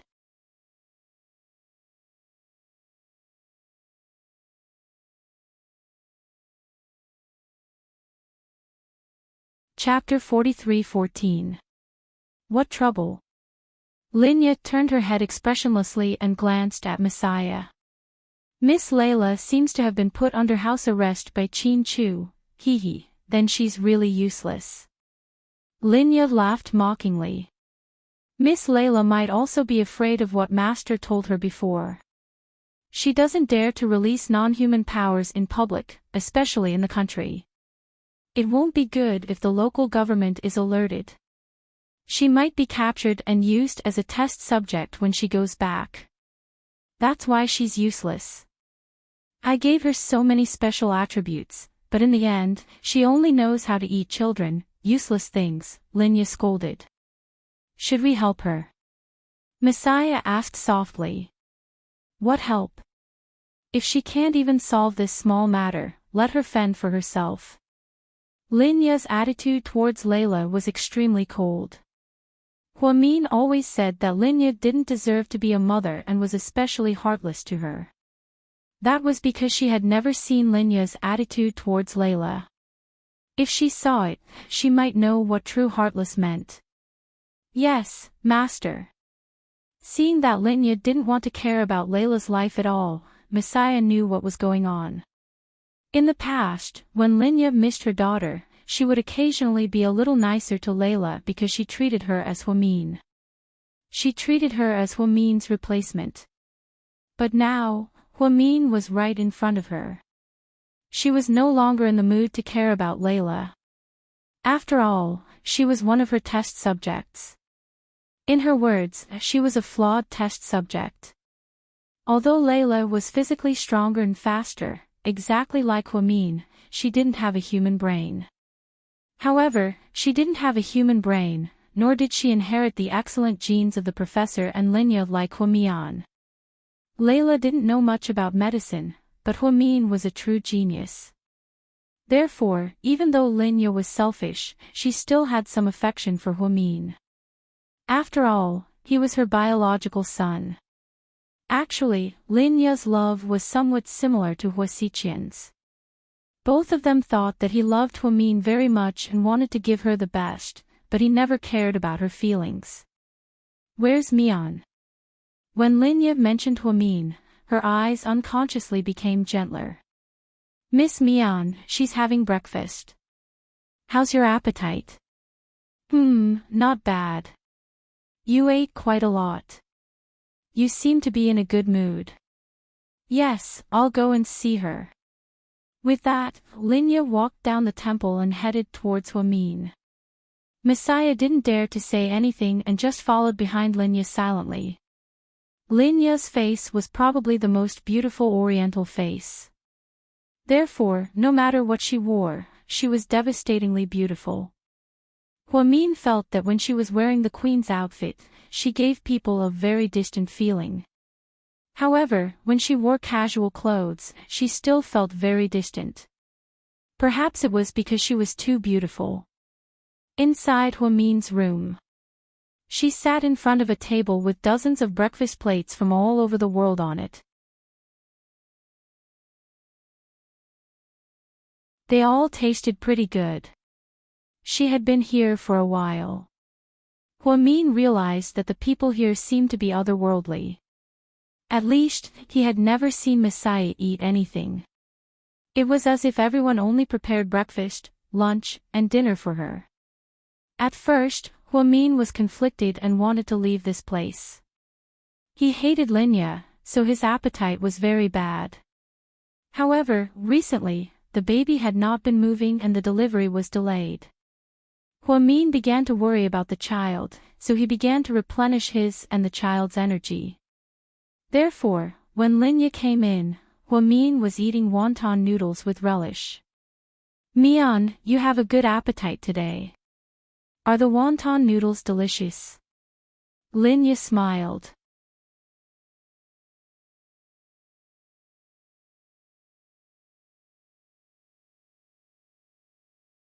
Chapter 43:15. As soon as Linya came in, Huamin's good mood was completely ruined. She kept a straight face and didn't look up. She just lowered her head and replied impatiently, "It's okay." Miss Mian, the noodles were made by Master herself, Messiah added. She seemed to want to see their relationship improve. Upon hearing Messiah's words, Huamin immediately put down his chopsticks. Then, he picked up the bread beside him. Obviously, after knowing that Linya made it herself, she didn't want to eat it and completely rejected this bowl of noodles. Messiah, you can leave first. Yes, master. Linya walked over elegantly and sat across from Huamin. Then, she picked up an orange and patiently peeled it. Oranges contain a lot of vitamins, so you have to eat more of them. Back then, when I was pregnant with you, I really liked oranges. Your father bought me a lot of them. At that time, we were on the run in Dong Tao Town, so it was inconvenient. Your father bought almost all the oranges in town. I even joked that after you were born, I should name you Little Orange. This was a very warm topic. When Linya recalled this, her face was filled with happiness. However, he couldn't tell if she was sincere or not. After all, this woman was too good at acting. In the blink of an eye, you're already so old. Your father is much older and has a lot of white hair. Linya said. Isn't it normal to be old? Everyone gets old. Birth, old age, illness, and death are the laws of nature, Huamin replied coldly. Mian, do you think I'm old? Linya reached out her slender hand and placed it on the back of Huamin's hand. Her hand was cold. The moment she touched Huamin, her heart skipped a beat. It was as if she was afraid for no reason. Huamin quickly pushed Linya's hand away. You'll always be young and beautiful, all right? If you want to hear people praise you, I suggest you look for your subordinates. After all, my ability is limited, and I have a strange personality. I don't like to flatter people. If I say too much, I might say something unpleasant. Don't be disappointed. I know you have something against me. Linya looked at Huamin calmly. Huamin was so angry that he put down the bread. She raised her head and glared at Linya. I don't just have a problem with you. I'm so disappointed in you. Let's not talk about our relationship for now. You put me under house arrest, locked up Yen, and captured Dad. Then you put on a show of family reunion. What do you think? Dr. Linya, have you had enough fun? Don't you think it's fun to have the whole world act with you? Mian, let me ask you a question first. Answer me honestly. Go ahead, Huamin replied snappily. Do you want to live forever? I want to. Although I don't look that good, I also want to stay young forever. It's best if time can always be fixed on my current appearance. I'm 30 years old, steady and mature, and I can cuddle with my husband forever. What Huamian said was purely a feeling, it wasn't what she really thought. This was because she knew that the concept of immortality was impossible to achieve with the current technology of the human race. It could only appear in novels and movies. If Mommy has a way to live forever, are you willing to help me? So that we can live forever together. You mean, you have a way to live forever? Huamin looked at Linya suspiciously, not sure if she was telling the truth or not. You're tuning into the LoveLore Library YouTube channel. We're so grateful for your support, and don't forget to subscribe to join us on this incredible journey through captivating stories. Your generosity through donations truly makes a world of difference, as it's the primary source of revenue that allows me to expand and enhance this channel for you. Thank you from the bottom of my heart for being a part of this adventure.